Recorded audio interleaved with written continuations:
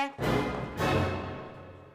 O que é isso, dona Álvaro? O que a senhora está fazendo aqui? Esperando vocês acordarem, não é? Eu já fui até seu quarto, mas vocês estavam dormindo tão agarradinhos que eu não quis importunar. Dona Celinha, ontem rolou, não rolou? Ai, conta pra mim, eu gosto tanto de ouvir, dona Celinha. Dona Álvara, são 7h30 da manhã. Mas é que eu não durmo, dona Celinha. Que minhas noites são um deserto. Eu sinto tanta falta daquela musculatura rija ao meu lado. Eu sinto saudades dos muques de Ladir. Eram muques retesados. Bem, você viu o que é isso? Eu não posso acreditar. A primeira coisa que eu vejo quando saio do quarto é Dona Álvara. Meu dia tá perdido. Hoje eu não faço mais negócio. Dona Álvara, eu posso saber o que a senhora veio fazer aqui essa hora da manhã? Eu vim convocá-los a lutar pelo Jambalaya. Vocês sabem que não instalou normas rígidas de ocupação aqui do condomínio. A senhora não tem vergonha na cara, não? Que ocupação? Que normas rígidas, Dona Álvara? A senhora permitiu que uma favela crescesse aí atrás um terreno que era nossa propriedade? Mas eu tentei impedir, mas acabei cedendo. Cedendo por quê? Fui comprada. É o seguinte, eu preciso da ajuda de vocês. Cuma. O dono da favela, né, o Oswaldo Caveirão, ele saiu da prisão e fez apartamento 602 do Bloco D. Não é? Ele quer vir morar no Jambalaya e controlar a favela daqui, compreenderam? Ai, meu Deus. Dona Álvara, que vergonha, Dona Álvara. Olha só o que a senhora arrumou. Essa mulher devia estar presa. Concordo com a senhora. Pelo menos assim, as minhas noites não seriam tão solitárias, né? Epa, que é isso? Certamente algum sapatão iria me aquecer no inverno. Epa, que é isso, tá maluca? E a senhora quer que a gente faça o quê? Olha, eu dei bola preta para Oswaldo Caveirão. Eu consegui aprovar na convenção uma cláusula de que as unidades do Jambalaya só podem ser ocupadas se os moradores derem aprovação. Entenderam? 5 bolas pretas e o proponente está fora. Sim, mas o problema é que, obviamente, o Oswaldo Caveirão vai acabar sabendo que nós demos uma bola preta pra ele. Não, mas o voto é secreto e joga dentro da urna. E ninguém vê? Não, a cabine é fechada. Dona Álvara, se a gente concordar com a senhora, a gente ganha o quê? Vaga coberta permanente. É pouco. Eu obrigo os funcionários a lhe chamarem de doutor. Ainda é pouco. Faça seu preço, então, Mário Jorge. Sabe o prédio da administração aí do lado? É. Então, não tem umas coisas assim que o arquiteto fez, uns guerigué? Então, uma bate exatamente na nossa área de serviço. Se a senhora permitir que eu abra uma passagem ali e use a laje do prédio da administração como terraço, eu dou bola preta no Caveirão. Ai, mas Jorge, meu sonho é ter um gazebo. Ai, mas Jorge, é lindo quem tem gazebo. É lindo. Eu acho lindo. Eu acho lindo quem tem gazebo. Difícil é pegar o gazebo, né, meu? Aí é que é... Derrubaria a mureta da varanda e abriria uma passagem, é isso? Exatamente. E aí eu já aproveito o terraço todo, faço, né, botamos lá o gazebo, que Celinha quer tanto. É uma ocupação, é um solário. É um solário. Eu acho lindo essa palavra, um solário. Imagina a Rita chegando aqui. Mário Jorge, cadê Celinha? Eu digo, Rita, Celinha tá ali no solário. Pulmar de ódio. A Rita vai virar um siri. O solário, então. E aí? Licença aprovada. Celinha, ajuda aqui, né? Ajuda aqui. Que é isso, mamãe? É que eu tô cansada, que tá muito pesado. Que isso? Ai. Mamãe, que isso? Fralda? Fralda pra quê? Foi um presente, Célia Regina. Eu não tinha como recusar. Presente de quem? Mamãe? 1 litro de desinfetante e fralda. A senhora vai explicar esse presente direitinho. Bom, com licença a todos, eu dispenso as explicações de Copelha, porque ontem Copelha me falou uma barbaridade tamanha que eu acabei ficando surda. Eu vou à cata de outras bolas pretas. Sabará tem 2. Encontrei Dona Janete aí embaixo. Ela disse que todo mundo viu a senhora, Dona Copelha, entrando aqui com um pacote de fraldas. Estão achando que a senhora tá pegando um bebê. denunciar. Mamãe, qual a razão dessa fralda, mamãe? Eu vou até me sentar. Ney, é o seguinte, Ah. eu estou muito, mas muito envolvida com o Lobianco, o farmacêutico. Mamãe, o Lobianco é casado com a Jurema. Homem e empregada, quando estão soltos, é porque não prestam. Eu sou amante do Lobianco e está muito bom como está. Agora, a Jurema faz marcação cerrada. Então, o único jeito da gente se encontrar é quando ele dá plantão às quartas-feiras. Eu não posso acreditar que você se enfia no plantão da farmácia para fazer patifaria. Olha aí, Celinha. Ela está contaminando os medicamentos. Ai, mamãe. Quando a farmácia tá de plantão, mamãe, ela está aberta. Alguém pode ver. Chegamos ao ponto. Eu tenho que ficar abaixada, entendeu, Ney? Pra quem chegar da rua não me ver. Mas aí o Lobianco disse, gostosa da minha vida, eu quero te fazer um agrado, entendeu? E você pode escolher aí o que você quiser. Agora, o problema é que eu estava em gatinheiras de baixo, só tinha fralda e desinfetante. Eu não estou acreditando. Você saiu pela farmácia engatinhando nua, catando o agrado do Lobianco? Acredite se quiser, Mário Jorge. E não foi a primeira vez. Cara, uma ocasião em Monte Carlo. Chega! Vai descansar. Tá com olheira profunda. Também nem pudera, né? Sabe lá o que é ficar agachada atrás de um balcão durante 3... As minhas patelas estão latejando.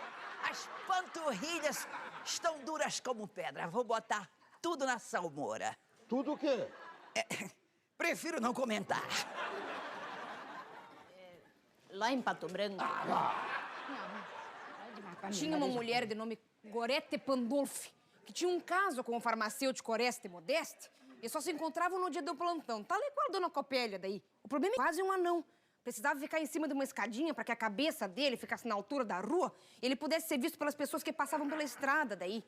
Bom, quer dizer, a Gorete achava que ninguém estava vendo, né? Só que como o Oreste era um nanico, volta e meia o bundão da Gorete aparecia por cima do balcão. Muita gente achava que era uma assombração daí, porque a Gorete não se dava conta de que às vezes ela empinava demais o traseiro, assim como quem fosse dar um coice no balcão. E, bom, logo a notícia se espalhou, né, de que a mula sem cabeça estava sendo vista na farmácia. Bem, já ninguém mais tinha coragem de ir lá, né? Todo mundo passou a comprar na farmácia São Bodoque. Aquela que fica lá perto de Moreto, sabe onde é que fica? Bom, uma história muito triste, né? Porque o Oreste acabou falindo. E a Gorete não foi com ele. O Oreste teve que se mudar para Coronel Casemiro. O Gorete não foi com ele, jurou que nunca mais ia entrar na farmácia. E é por isso que quando ela tinha uma enxaqueca, ela usava uma papa quente para tratar. Que lá em Pato Branco até hoje a gente chama de papa de Gorete. Menina, eu tô zonzo. Eu não sei mais qual é o número da minha identidade.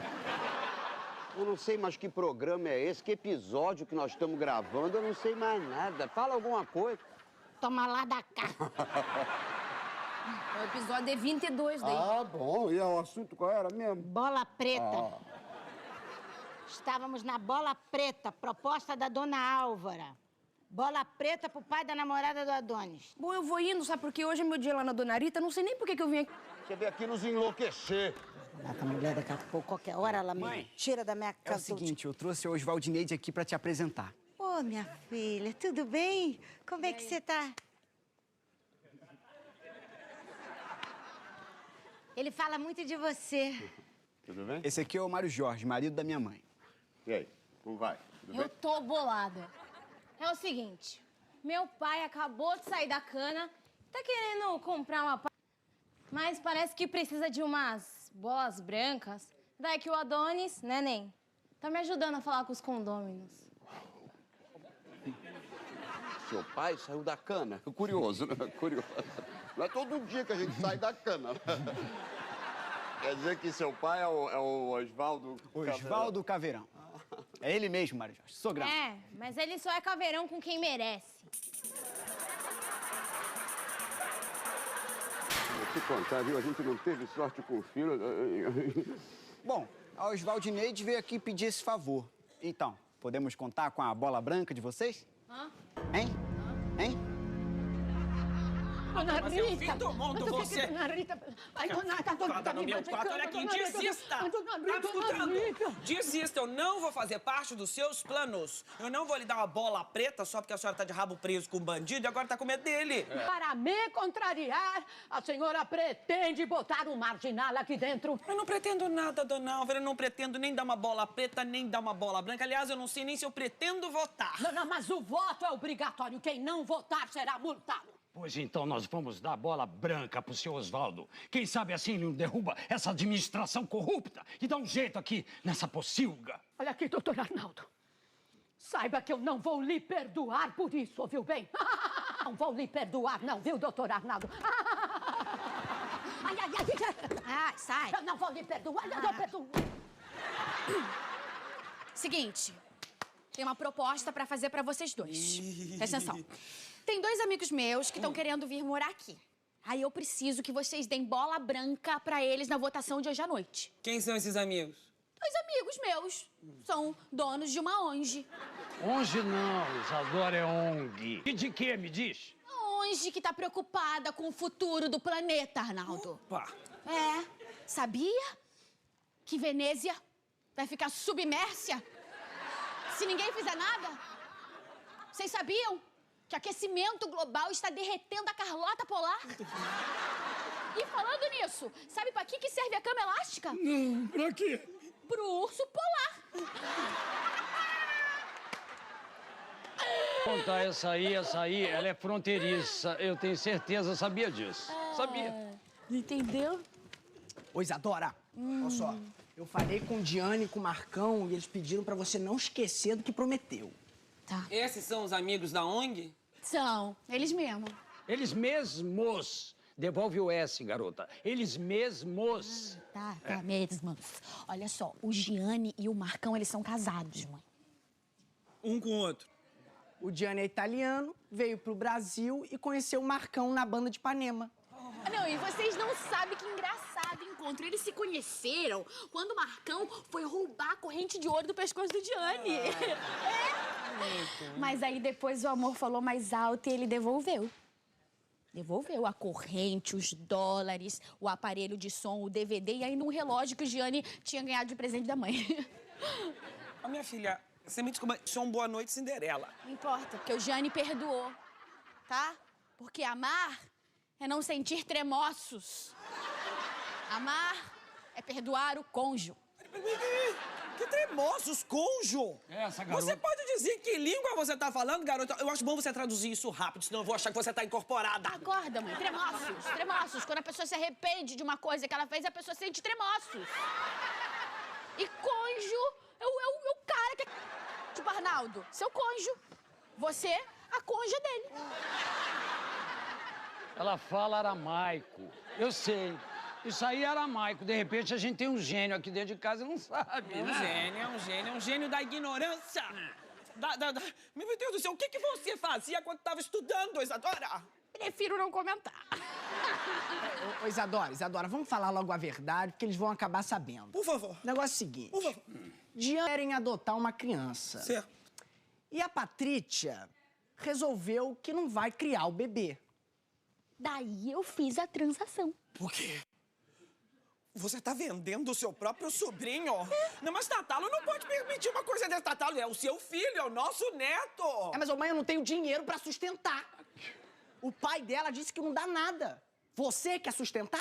Eu? Eu não, pede pro seu pai. Meu pai? Meu pai é capaz de fazer... Olha aqui, eu não tenho nada a ver com isso, viu? Mas eu acho isso um absurdo. Absurdo por quê? Por quê? Só porque eles são gays? É? Qual é o problema do filho do Tatalo ser criado por 2 bichas? Os gêmeos são criados por uma macaca. Mas a macaca não é gay! Eu não sei não, viu? Não sei não. E quando nós fomos ao circo aquela vez pra ver as crianças, a macaca ficou me lançando olhares. Mãe, presta atenção. De qualquer maneira, os dois vão vir aqui, vão morar no Jambalaya. Eu vou estar sempre presente. Essa aqui é minha namorada, Osvaldo Neide. Muito prazer, viu, minha filha? Você me desculpe.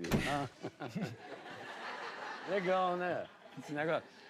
Você me desculpe, porque a gente está tendo uma pequena discussão familiar, sabe? Nós estávamos falando, na verdade, sobre a votação que vai acontecer daqui a pouco. Ah, mas era exatamente. Meu pai quer comprar um apartamento aqui, ele precisa de umas bolas brancas.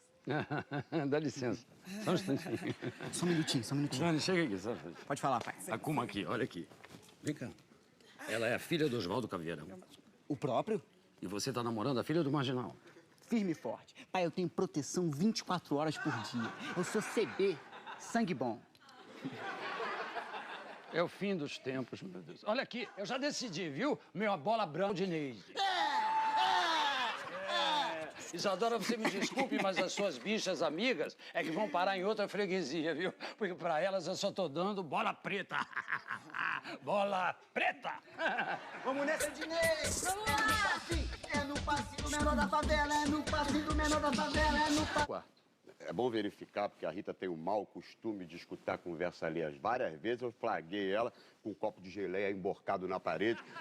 Até achei durante muitos anos que fosse espiritismo. Não. Ela tá lá no telefone. Fala o que que é. Eu vou falar pra você porque te considero meu amigo. Eu não quero que a Rita saiba logo, porque inveja, olho grande, sabe como é que é, né? Ah, meu Deus do céu. Fala logo, Mário Jorge. Ganhei um terraço. Sabe o prédio da administração aqui do lado? Então, não tem umas passarelas assim, umas frescuras que o arquiteto fez? Uma daquelas passarelas bate exatamente na minha área de serviço. Aí eu pleiteei e consegui o direito de usar aquilo como um solário. Já até fiz uma abertura, tá uma beleza a passagem, parece um cenário futurista. Não, peraí, isso é legal. A troco de que você vai ocupar um espaço daquele tamanho? Já até encomendei uma piscina pré-fabricada, encomendei em forma de rim. Espetáculo, vou botar também uma churrasqueira elétrica e tô pensando seriamente em botar assim um forninho de pizza a lenha. Se você souber um assim em conta, tô interessado. Essa ocupação é legal. Eu tô lhe dizendo que você não vai ocupar o teto do prédio da administração com um terraço particular. Aquilo lá é um bem comum. Que bem comum, nunca vi ninguém ali. Sem ninguém. Pois fique sabendo que Celinha tá até pensando em fazer uma mega horta. Vai ser tudo orgânico, sem agrotóxico. Tô até pensando em vender aqui no Jambalaya. O quê? Olha que você não vai fazer isso, Mário Jorge. Lá. Tava escutando a conversa lá com o copo, não falei? Olha lá, não perde esse costume. Mas não é copa aqui, ó. Acabou meu suco, imagina. Não tô escutando nada não, você tava falando alto, eu vim ver o que era, ué. O Mário Jorge tá querendo ocupação com um terraço particular. Tá Pode? querendo ocupar, vírgula. Eu já ocupei. Peraí, quem foi que te deu autorização? Dona Álvara. Sorte da mulher! Sorte da mulher! Vem cá, o que ela ganhou em troca com isso, hein, Mário Jorge? Me diga, foi dinheiro? Mas, Jorge... Oi, bem. Só um instantinho, tudo viu, bem? Celinha, que o Não, Mário mas é que eu preciso dele lá em casa, Não, Rita. mas é que ele tava no meio de uma explicação de um certo terraço que surgiu de convir, né? Que de uma hora pra outra, de repente, a pessoa conseguiu uma autorização pra utilizar o teto de um prédio, de uma administração. Isso aí não é todo dia, não Me é? diz uma coisa, a troco de que a dona Álvara ia dar uma permissão pra você ocupar o teto do prédio da administração com um terraço particular? Me diz, Mário Jorge, o que ela te pediu? A bola. Preta. Mulher cachorra essa. Eu prometi que vou dar uma bola preta e ela me deu permissão de usar o teto do prédio da administração como solário. Ué. E nós vamos dar a bola branca pro Giane e pro Marcão. Aliás, Mário Jorge, o Giane falou que o apartamento deles de Roma tá às ordens pra gente. O que foi, minha filha? O que foi, Arnaldo? Ó. Não adianta vir de olho gordo pra cima do meu terraço, não, tá? Ó. Eu? Olha... Ó, aqui, ó. Vou ter um gazebo. O quê? Lá como é que você fala comigo, hein? Olha aqui, peraí. Olha aqui, ô Mário Jorge, nós chegamos, enfim, ao auge, não é? Ao auge do abuso, da chacota, da corrupção. Meu Deus do céu, você é tão ordinário que você fede a perfume barato, Mário Jorge. Isso você diz agora. Ué? Porque quando a gente namorava, você vivia encarapitada na minha prancha, fungando no meu pescoço e me chamando de Lula Lelé. Tá, é verdade. Mas eu acredito firmemente que eu e não fui diagnosticada. É sim. Eu só sei que um dia eu abro a minha porta e tá lá Mário Jorge. Olha eu aqui, tinha não- me casado com ele. Não muda de assunto, Rita. Não muda de assunto, que o problema agora aqui é a bola preta. Bola preta essa que você vai dar pro pai da namorada do Adonis. Célia Regina, você já imaginou o trauma que você pode causar no seu filho por causa de uma horta? Gazebo! Gazebo! Lá em Pato Branco... Toda quinta-feira, depois do carnaval, a cidade se reúne. E aqueles que se comportaram bem durante o ano, que foram bons cidadãos, que pagaram seus impostos em dia, que ajudaram as velhotas a atravessar a rua, ganham uma bola preta. Agora, aqueles que se comportaram mal, que foram injustos, que foram maus cidadãos e que urinaram nas vias públicas, esses ganham uma bola branca daí. Ué, mas devia ser o contrário. Mas é aí que está a modernidade de Pato Branco. E como diz, você é branco ou preto, entendeu? E há alguma coisa para entender, Boziana? Nesse dia, cada um carrega a sua bola durante todo o dia. E todos nós ouvimos gracejos de toda a espécie. À noite, fazemos uma grande fogueira e queimamos todas as bolas, numa cerimônia que chamamos de boleada. Nesse dia também, todos de Pato Branco comem um prato muito tradicional chamado mistério polaco. É? Ué, esse eu não conheço. Corre. Ninguém sabe nem o gosto que tem. Mas você nunca comeu? Comi. E tem gosto de quê? Olha, no começo tem um gosto assim de enigma. Sabe como é? Mas assim, já na segunda garfada a gente já vê que o paladar é de mistério. Assim, já dá pra sentir o gosto, sim. Agora é um prato muito apreciado no sudoeste do Paraná, o mistério polaco. Qual é a base do prato? É carne? Não sei.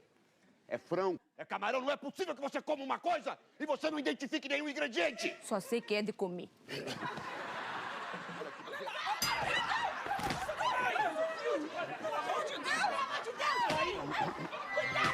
Olha aí, ô Marujó! Não muda de assunto! Não muda de assunto! Tudo bem, pai? E aí, Mário Jorge? A votação é errada. Eu posso contar com 2 bolas brancas desse andar, não posso? Mário Jorge, o Marcão e o Gianni nos convidaram para um champanhe. Dona Deise, não é hora da gente ficar discutindo os seus amigos gays. Ah, mas eles querem te dar um presente, agradecer a bola branca que vocês prometeram para eles. Ah, ter um casal gay criando uma criança aqui no Jambalaya vai ser ótimo para nós. Coisa mais triste, um sapato. Alguém lhe perguntou alguma coisa, dona Deise? Como é que é? Se você vai dar bola branca pros amigos dela, então vai dar bola preta pro meu pai? Não tô entendendo. Você fala que vai votar num e vota no outro. Qual é a tua, alemão? Qual é a tua?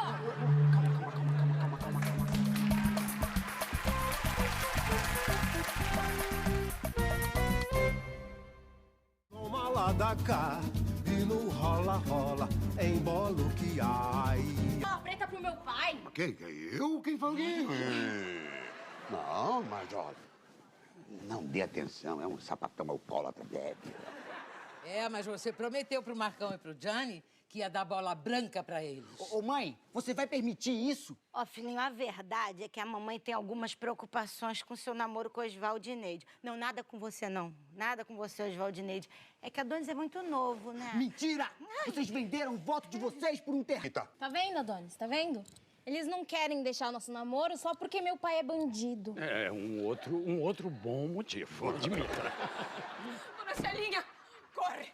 A dona Copélia tá nua no solário e os moradores do Bloco B estão tirando todo tipo de coisas, inclusive um criado mudo. E ele gritou quando caiu? Só pela primeira gavetinha, você vê assim... Vamos embora, meu bem. Mas, Jorge, vai até lá. Você que inventou esse terraço. E você, Arnaldo, seja pai. Seja pai. Vem, Dona Deise também vem conosco. Pra quê? A senhora corre para um canto do terraço, bate nos peitos e começa a gritar, xingando os moradores. Eles vão prestar atenção na senhora e vão esquecer da Copélia. Vem, Dona Deise. Boa ideia. Vem, Dona Deise. Não, apareçam. Então, Oswaldo e Neide, você veja, a Doni só tem o quê? 16 anos, não é? E você tem quantos? 15. Pois então, olha aí. Tá tanto tempo enorme por aí. E eu gostaria que você entendesse que o meu marido não está preocupado com a profissão do seu pai. Está preocupado com vocês. Exatamente. Vocês precisam estudar. Você está estudando? Você estudou? Depois que meu pai foi preso, eu larguei a escola. Mas eu vou voltar. Mas o beabá eu sei. A de assalto, B de bala perdida, C de chacina, D de desova, E de extermínio, por aí vai. Ah, depois passa pelo P de presunto e vai até o X de xadrez. Eu sei ler muito bem. Eu sei ler e enxergar muito bem. Então eu vou saber direitinho a cor da bola que vocês colocarem dentro daquela urna. Pode apostar que eu vou saber. Oswaldinete, você está nos ameaçando, é isso? Eu? De jeito nenhum. Não sou vingativa. Opa! Pra vocês terem uma ideia, quando eu tinha 9 anos, o meu primo deu um tiro no olho da minha boneca. Nossa Senhora! Poxa, e você fez alguma... Eu já disse que eu não sou vingativa. E esse seu primo... O caolho? Ele tá preso, sai daqui a um mês. Tô indo nessa, Adonis. Peraí.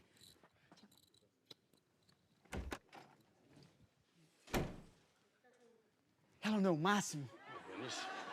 Pelo amor de Deus, Adonis, essa menina já deve ter visto coisa. É uma outra situação social. Você já imaginou que uma menina, Adonis? Ô, pai, Mário Jorge vendeu o voto pra ter um terraço, Isadora tá vendendo o sobrinho, Tatalo tá negociando o filho que ainda nem nasceu, minha avó tá nua no teto do prédio da administração, Osvaldo Caveirão, eu tiro de letra. Pode apostar.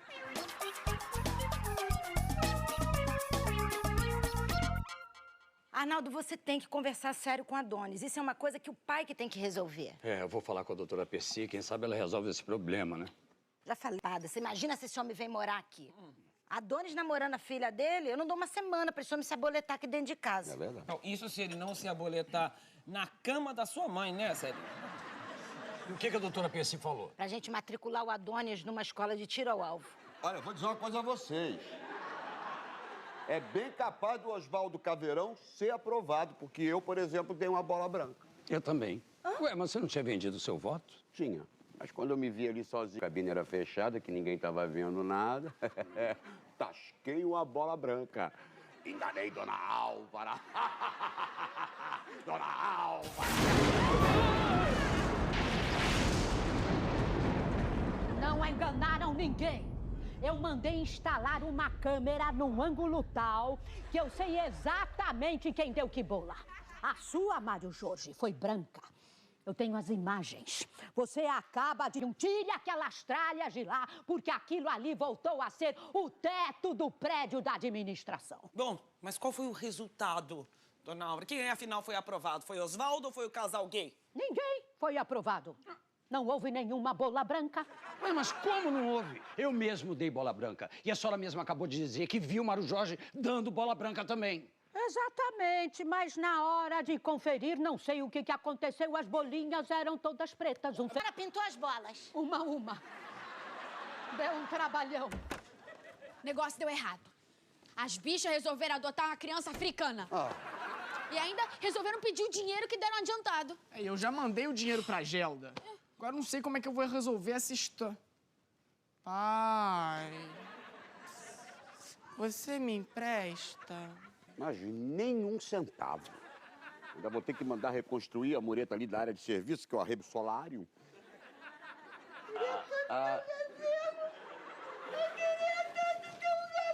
Calma, meu bem, calma. Olha aí, Dona Álvara. A Celinha tava doida num gazebo. Peraí. O que é gazebo?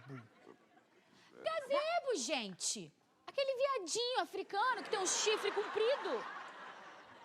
Mas olha, vai ser um problema ter um gazebo ali, porque o viado pula, Celinha, pula muito alto. Vai que ele pula e cai de lá de cima. Olha o problema, menina.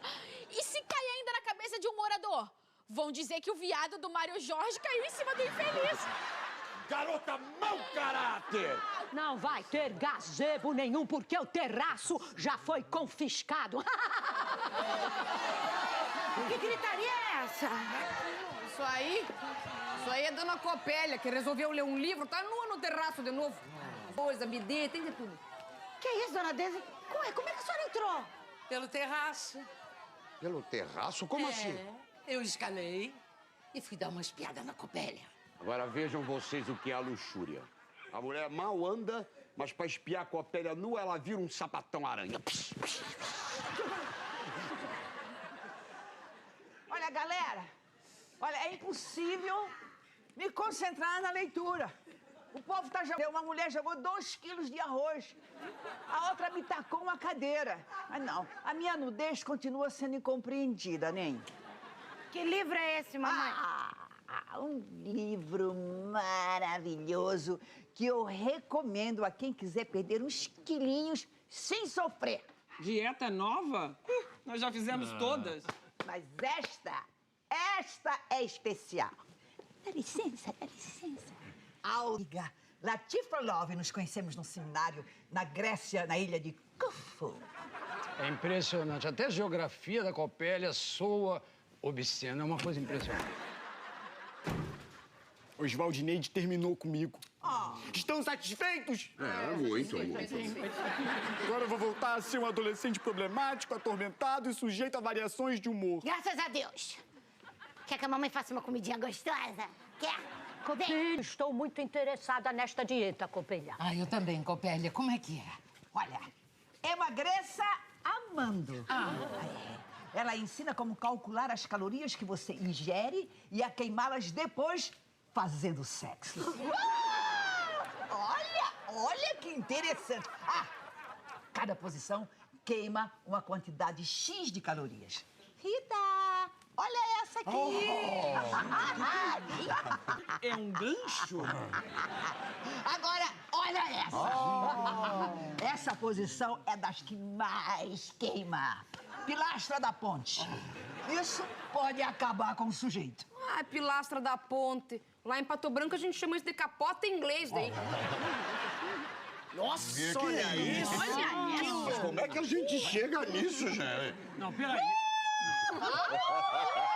Não, peraí, isso aí é uma foto humana, não pode fazer uma coisa.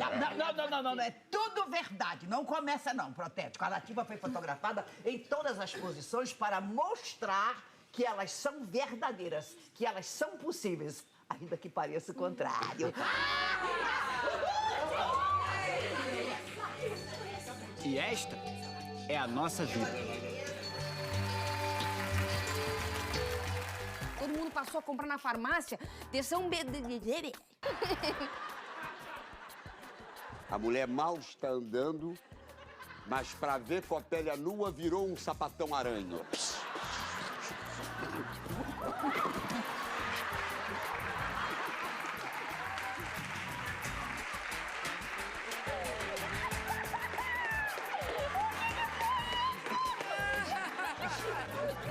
Em menos de um mês já ninguém mais tinha coragem de ir lá, né? Todo mundo foi comprar na farmácia. Eu vou conseguir. O Gêmeos são criaturas do... No calor abafado do subúrbio carioca, onde as paredes finas guardam segredos mais espessos que o concreto, o cotidiano da vila onde vivem Celinha, Mário Jorge, Rita, Adonis, Dona Isadir e tantos outros se desenrola como um teatro íntimo em que cada gesto tem um valor oculto e cada silêncio cobra juros. Porque ali ninguém é totalmente inocente e ninguém é completamente vilão. Todos negociam afetos, princípios e pequenas vantagens como se a vida fosse um grande balcão de trocas. E é nesse cenário que a história começa, numa manhã aparentemente banal em que Celinha acorda antes do despertador, sentindo o peso de mais um dia em que terá de equilibrar o sorriso dócil com a ambição secreta, observando o marido ainda dormindo e calculando mentalmente quanto custa manter a imagem de esposa correta enquanto sonha com algo maior. Pois Celinha sempre soube que cada qual tem seu preço e que o dela talvez ainda não tivesse sido pago, enquanto na casa ao lado Mário Jorge ensaia diante do espelho discurso moralista que repetirá mais tarde, não por convicção profunda, mas porque aprendeu que parecer correto rende dividendos sociais. E Rita, com seu olhar afiado, percebe tudo sem dizer nada, guardando as informações como quem coleciona moedas raras para usar no momento exato, ao mesmo tempo em que Adonis se prepara para mais um dia de golpes verbais e pequenas trapaças, acreditando que a esperteza é a forma mais rápida de ascensão num mundo que não recompensa os honestos. E Dona Isadir, matriarca orgulhosa, observa a movimentação da vila da janela, julgando a todos com a severidade de quem também tem um passado feito de concessões, porque mesmo ela, que se vende como guardiã da moral, já precisou pagar preços altos para sustentar sua autoridade. E assim o sol sobe e ilumina uma teia de relações em que o amor se mistura ao interesse, a fé ao oportunismo, e a amizade à conveniência, quando uma notícia corre como rastilho de pólvora, uma possível oportunidade de negócio, envolvendo a associação de moradores e um patrocínio duvidoso, algo que promete dinheiro fácil em troca de apoio público. E imediatamente cada personagem começa a calcular ganhos e perdas. Celinha vê ali a chance de se destacar e talvez controlar recursos. Mário Jorge enxerga um palco para discursar e ganhar prestígio. Rita percebe a possibilidade de manipular bastidores. Adonis fareja comissões escondidas. E Dona Isadir pensa em como manter o poder sem sujar as mãos, enquanto os diálogos se Cruzam em tons aparentemente leves, piadas, ironias, pequenas brigas domésticas que escondem estratégias mais profundas, porque em toma lá da canada é dito sem intenção e nada é feito sem expectativa de retorno. E o humor nasce justamente desse contraste entre o que se declara e o que se deseja, quando Celinha, em conversa casual, deixa escapar que conhece alguém influente, plantando uma semente de dependência, e Mário Jorge responde com falsa humildade, oferecendo ajuda que já vem acompanhada de cobrança futura, e Rita observa, silenciosa, registrando cada promessa, porque sabe que promessas são cheques pós-datados da alma, e Adonis, incapaz de conter a língua, já se oferece para resolver qualquer problema mediante uma taxa, arrancando risos que disfarçam o incômodo, e assim o primeiro ato da negociação se desenha, com reuniões improvisadas, cafés passados às pressas, discussões acaloradas que terminam em abraços falsos, enquanto a vila inteira se envolve, cada morador enxergando a chance de melhorar um pouco de vida, mesmo que isso custe princípios que nunca foram tão sólidos assim, e a narrativa avança mostrando que por trás do riso existe uma melancolia discreta, a sensação de que todos estão presos a um jogo que aprenderam a jogar para sobreviver, mas que cobra pedágio emocional, e Celinha, ao final do dia, volta a se olhar no espelho e percebe uma mudança sutil no próprio olhar, mais duro, mais decidido, como se tivesse aceitado que para subir alguns degraus seria preciso deixar algo para trás, e Mário Jorge, ao guardar seus papéis, sorri satisfeito com a própria retórica, sem notar que já está comprometido com promessas demais, e Rita, sozinha, faz contas não de dinheiro, mas de lealdades, decidindo quem vale a pena proteger e quem poderá ser sacrificado, e Adonis, contando notas amassadas. Sente uma alegria breve que logo se transforma em inquietação, porque dinheiro fácil sempre chama problemas, e Dona Isadir fecha a janela e murmura uma oração, não por arrependimento, mas para pedir que tudo continue sob seu controle, e assim termina o primeiro dia dessa nova trama, com a certeza silenciosa de que nada será gratuito, que cada favor terá preço, cada palavra terá custo, e que em breve alguém pagará mais caro do que imagina, porque em cada qual tem seu preço a comédia é apenas a embalagem de um mercado de almas em promoção constante.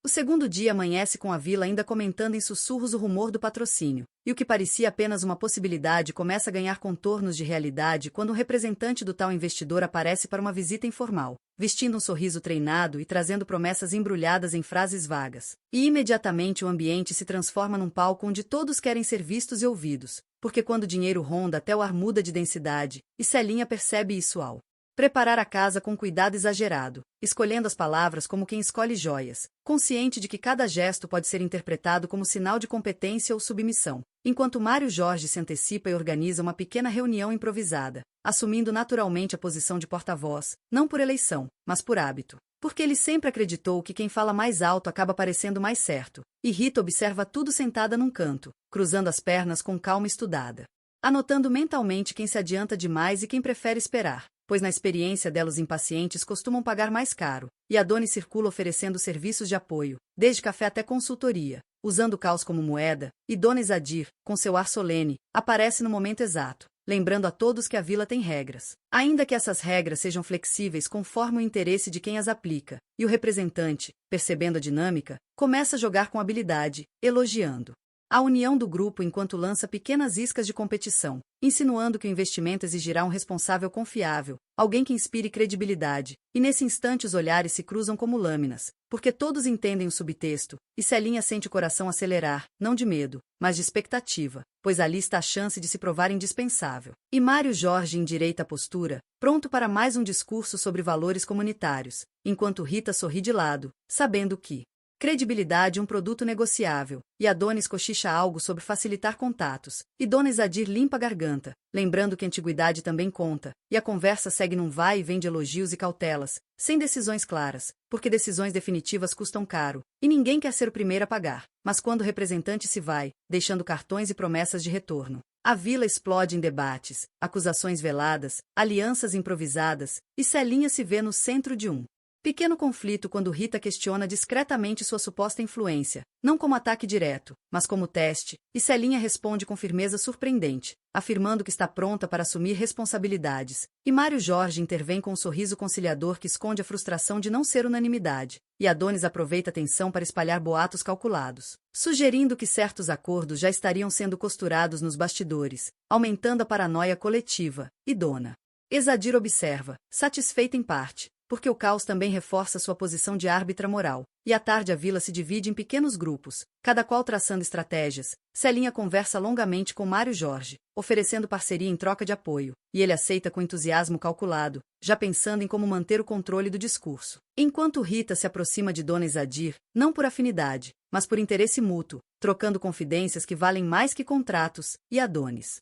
tenta arrancar algum adiantamento de quem demonstra ansiedade, conseguindo pequenas vantagens que somadas fazem diferença, e a narrativa se aprofunda mostrando como cada personagem justifica suas escolhas. Celinha se convence de que merece reconhecimento por anos de invisibilidade. Mário Jorge acredita que sua liderança é necessária para evitar abusos. Rita vê o jogo como inevitável e prefere jogar bem. Adonis se vê como sobrevivente num sistema injusto, e Dona Izadir como guardiã de uma ordem que só ela entende. E à noite, quando a vila parece tranquila, surgem as primeiras rachaduras. Uma discussão doméstica revela ressentimentos antigos. Uma promessa feita cedo demais cobra seu preço. Um olhar atravessado denuncia traição em gestação. E Celinha, sozinha novamente diante do espelho, ensaia discursos e sorrisos, percebendo que já não sabe onde termina a estratégia e começa o desejo. Enquanto Mário Jorge revisa anotações como se preparasse um sermão, ignorando que sua rigidez afasta.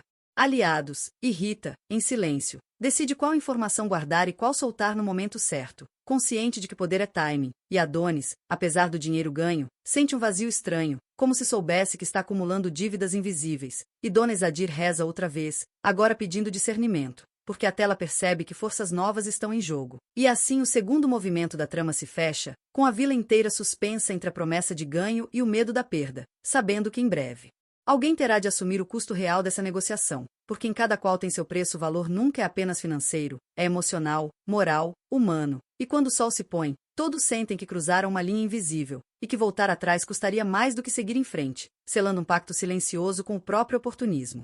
O terceiro dia começa com uma sensação estranha de normalidade forçada, como se todos na vila tivessem feito um acordo silencioso para agir como se nada tivesse mudado, embora cada conversa carregasse agora um subtexto pesado, porque depois da visita do representante o dinheiro deixou de ser apenas uma ideia abstrata e passou a ocupar espaço real na imaginação de todos, moldando gestos, palavras e até afetos. E Celinha percebe isso logo cedo ao notar como os cumprimentos estão mais longos, os sorrisos mais calculados, as perguntas aparentemente inocentes carregadas de intenção, pois cada um tenta medir até onde o outro está disposto a ir, enquanto ela mesma sente um misto de empolgação e ansiedade, porque quanto mais se aproxima do centro das decisões, mais alto fica o preço a pagar. E Mário Jorge, fiel ao seu ritual, organiza mentalmente uma agenda de reuniões informais, convencido de que a melhor forma de controlar o jogo é controlar o discurso. E Rita, com sua lucidez fria, decide testar os limites dessa liderança improvisada, lançando comentários sutis que questionam a transparência das futuras decisões, não para provocar confronto direto, mas para plantar dúvida. E Adonis surge com uma novidade suspeita,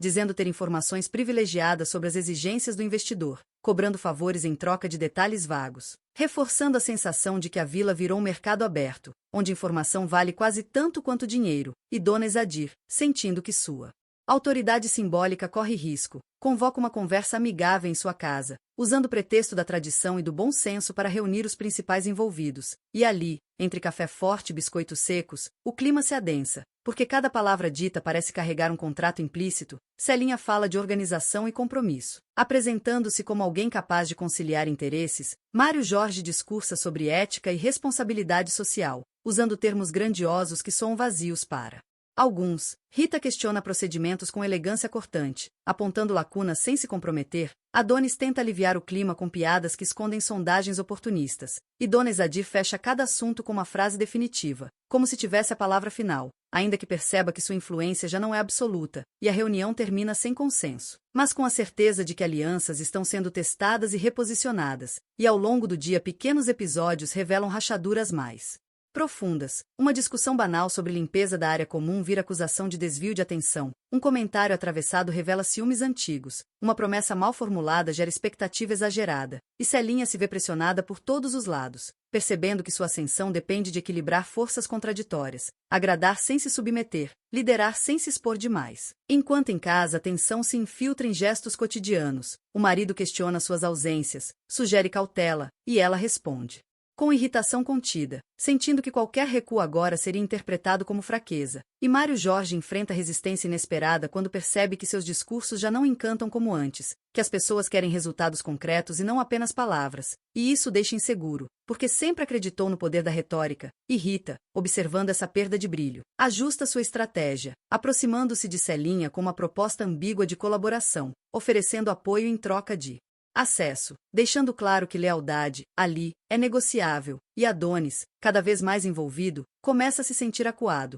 porque quanto mais promete, mais difícil fica cumprir, e ele percebe que pode acabar sendo bode expiatório caso algo dê errado, e Dona Izadir, por sua vez, revisita memórias antigas, lembrando de outras vezes em que o dinheiro prometeu salvar e quase destruiu tudo, e essa lembrança a torna mais dura, mais disposta a impor limites mesmo que isso custe afeto, e à noite, quando a vila parece silenciosa, surgem conversas paralelas, telefonemas sussurrados, encontros rápidos na área comum, e Celinha participa de um deles, fechando um acordo informal que lhe garante apoio imediato, mas a compromete no longo prazo, e ao voltar para casa sente um peso novo no peito, não de culpa exatamente, mas de consciência, porque entende que cada passo adiante fecha uma porta atrás, e Mário Jorge, isolado em seus pensamentos, começa a desconfiar de todos, vendo traição onde antes via apoio, e Rita, satisfeita com o avanço de sua influência, mantém a calma, sabendo que ainda não é hora de revelar todas as cartas, e Adonis, inquieto, calcula se não seria melhor recuar, mas recuar agora significaria perder tudo,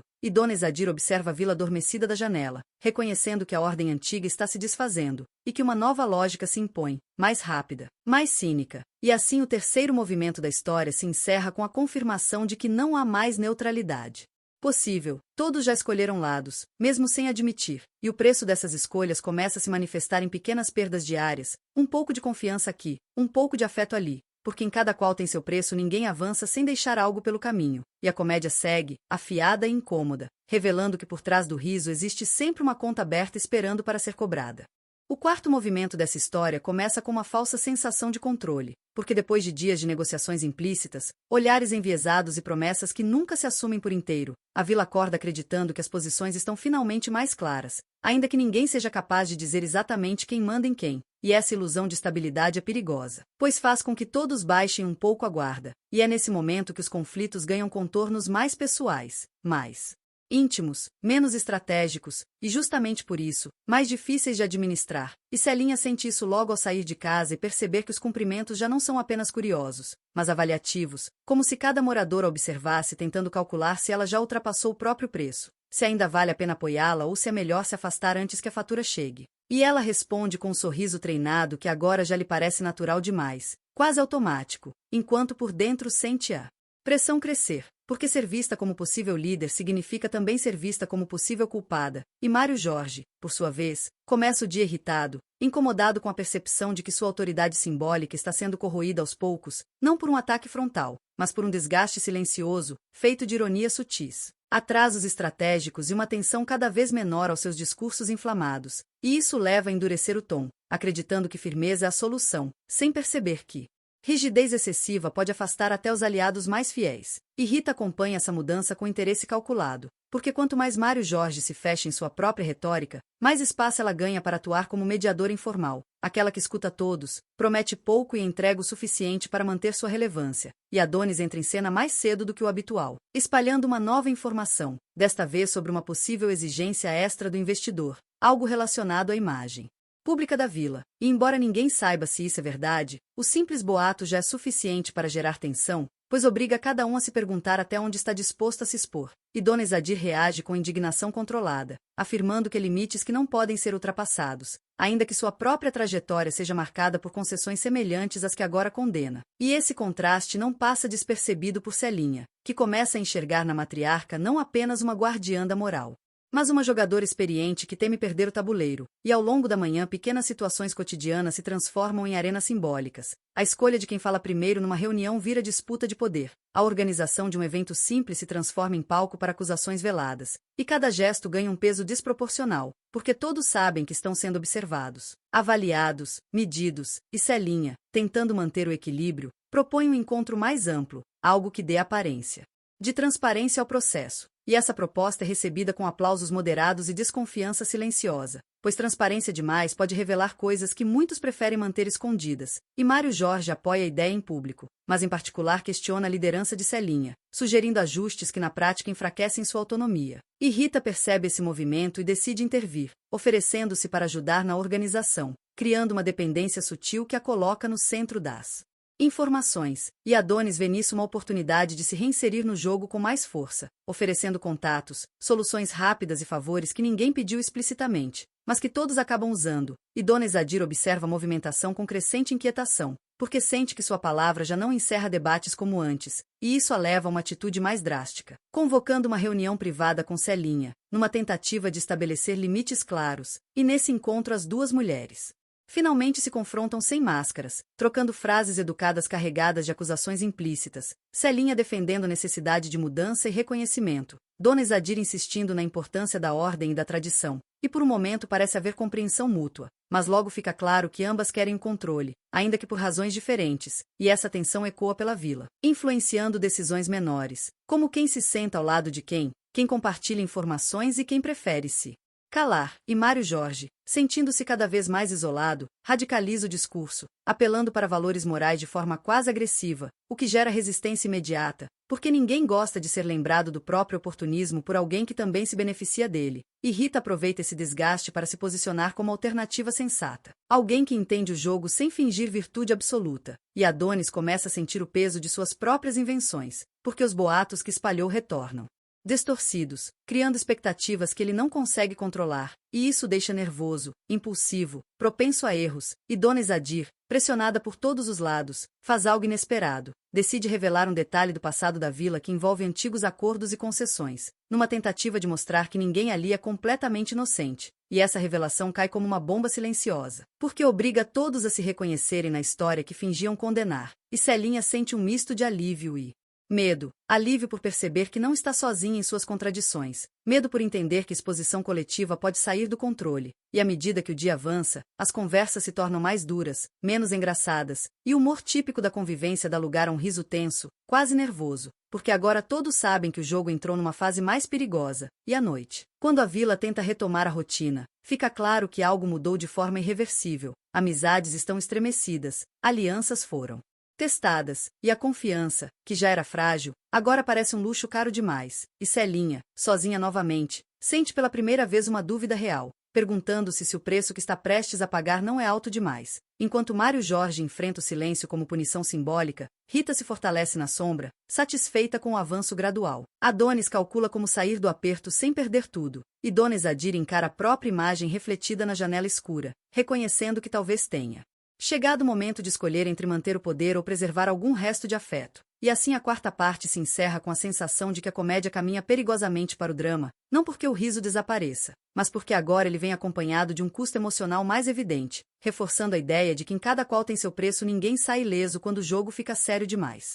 O quinto momento da história se abre com um clima de expectativa contida, como se a vila inteira estivesse prendendo a respiração depois das revelações e tensões do dia anterior. Porque quando verdades antigas vêm à tona não é o choque imediato que mais assusta, mas o que elas silenciosamente autorizam a partir dali, e Celinha sente isso no corpo logo ao acordar, com uma inquietação que não se dissipa nem com café forte, pois agora ela sabe que já não é apenas uma aspirante à liderança, mas um símbolo em disputa, alguém em quem os outros projetam esperanças, medos e ressentimentos acumulados, e esse peso invisível a acompanha enquanto atravessa a vila sob olhares atentos demais para serem casuais. E Mário Jorge, por sua vez, começa o dia decidido a recuperar terreno, convencido de que se perdeu espaço foi por ter sido complacente demais, e resolve adotar uma postura mais combativa, acreditando que a clareza moral, mesmo impopular, acabará sendo reconhecida, sem perceber que num ambiente saturado de contradições a moral absoluta soa mais como acusação do que como orientação, e Rita observa esse endurecimento com uma calma quase clínica,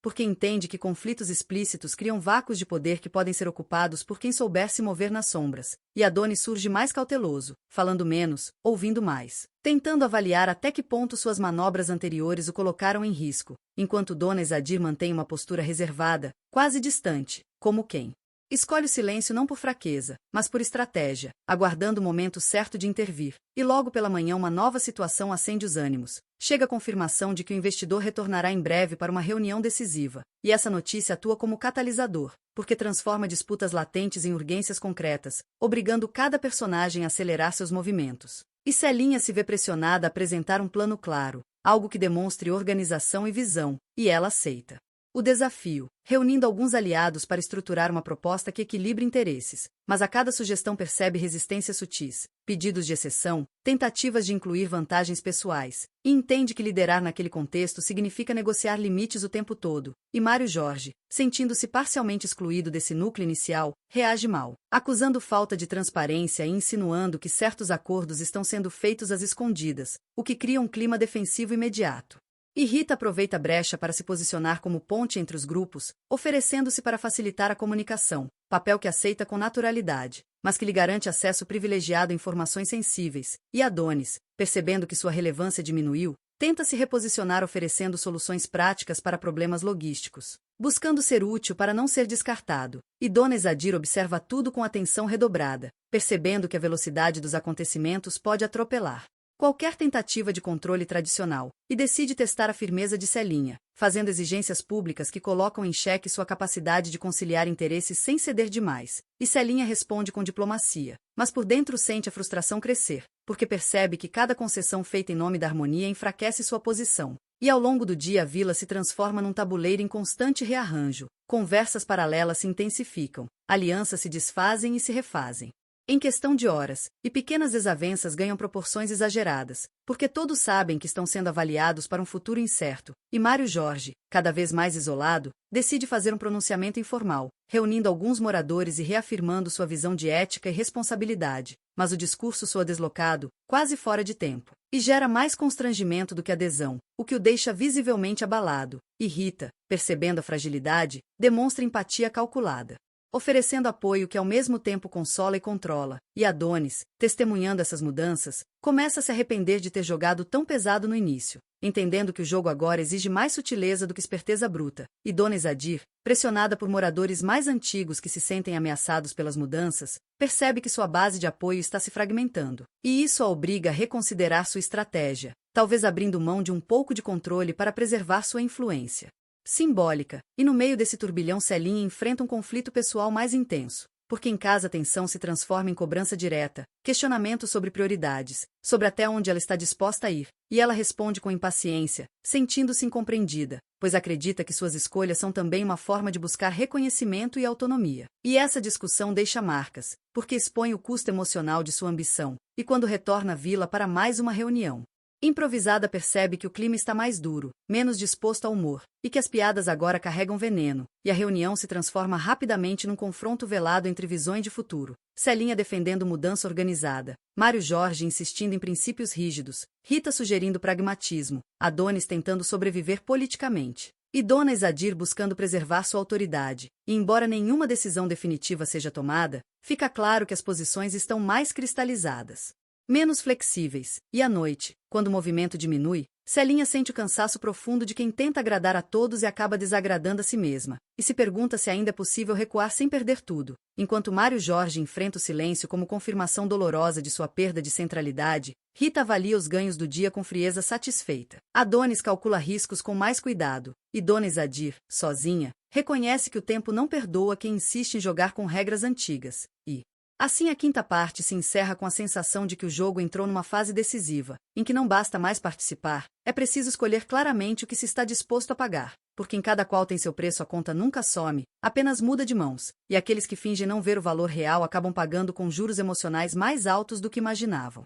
O sexto capítulo se inicia com uma atmosfera mais pesada, quase densa, como se o ar da vila tivesse absorvido o cansaço coletivo de tantos dias de negociação, suspeita e expectativa frustrada. Porque agora todos sabem que o retorno do investidor é iminente e que não haverá mais espaço para ambiguidades confortáveis. E Celinha acorda com a sensação de estar atrasada para algo que ainda nem começou, percebendo que sua imagem pública já não lhe pertence totalmente, pois cada gesto seu é comentado, reinterpretado e usado como argumento por quem quer se aproximar ou se afastar. E ao caminhar pela vila ela sente um misto de respeito e hostilidade velada, sinais de que sua posição se tornou relevante demais para ser ignorada. E Mário Jorge, em contraste, enfrenta o dia com um sentimento de derrota mal digerida, tentando convencer a si mesmo de que ainda há tempo de reverter a perda de influência, e por isso adota um tom mais conciliador, quase submisso, que soa artificial e só reforça a percepção de fragilidade, enquanto Rita percebe essa mudança imediata e ajusta sua postura, oferecendo apoio discreto, mas sem se comprometer,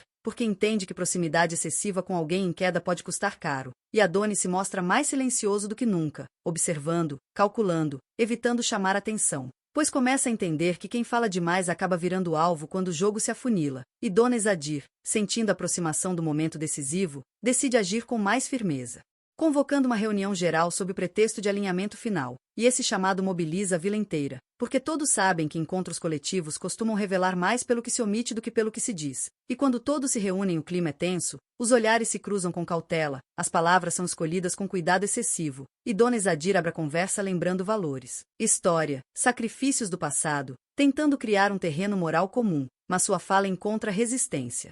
Silenciosa, porque muitos já não se reconhecem nessa narrativa, e Celinha, chamada a se pronunciar, apresenta uma proposta mais concreta, estruturada, tentando demonstrar preparo e equilíbrio, e embora receba aplausos contidos, percebe-se que nem todos estão convencidos, pois surgem questionamentos imediatos, alguns legítimos, outros claramente estratégicos, destinados a expor fragilidades, e Mário Jorge tenta intervir com um discurso conciliador, mas acaba se perdendo em justificativas, mostrando mais insegurança do que liderança, e Rita assume o papel de organizadora informal do debate, distribuindo falas, controlando o tempo, ganhando visibilidade sem se expor demais, e Adonis arrisca uma intervenção curta, oferecendo uma solução prática que agrada momentaneamente, mas logo gera desconfiança, porque todos conhecem seu histórico de atalhos. E a reunião avança sem resolução clara, mas deixa marcas profundas, porque alianças implícitas se tornam visíveis, e a divisão da vila se acentua entre aqueles que apostam em mudança rápida e aqueles que temem perder o pouco que têm, e Celinha sente a pressão aumentar quando percebe que sua proposta, ao tentar agradar a muitos,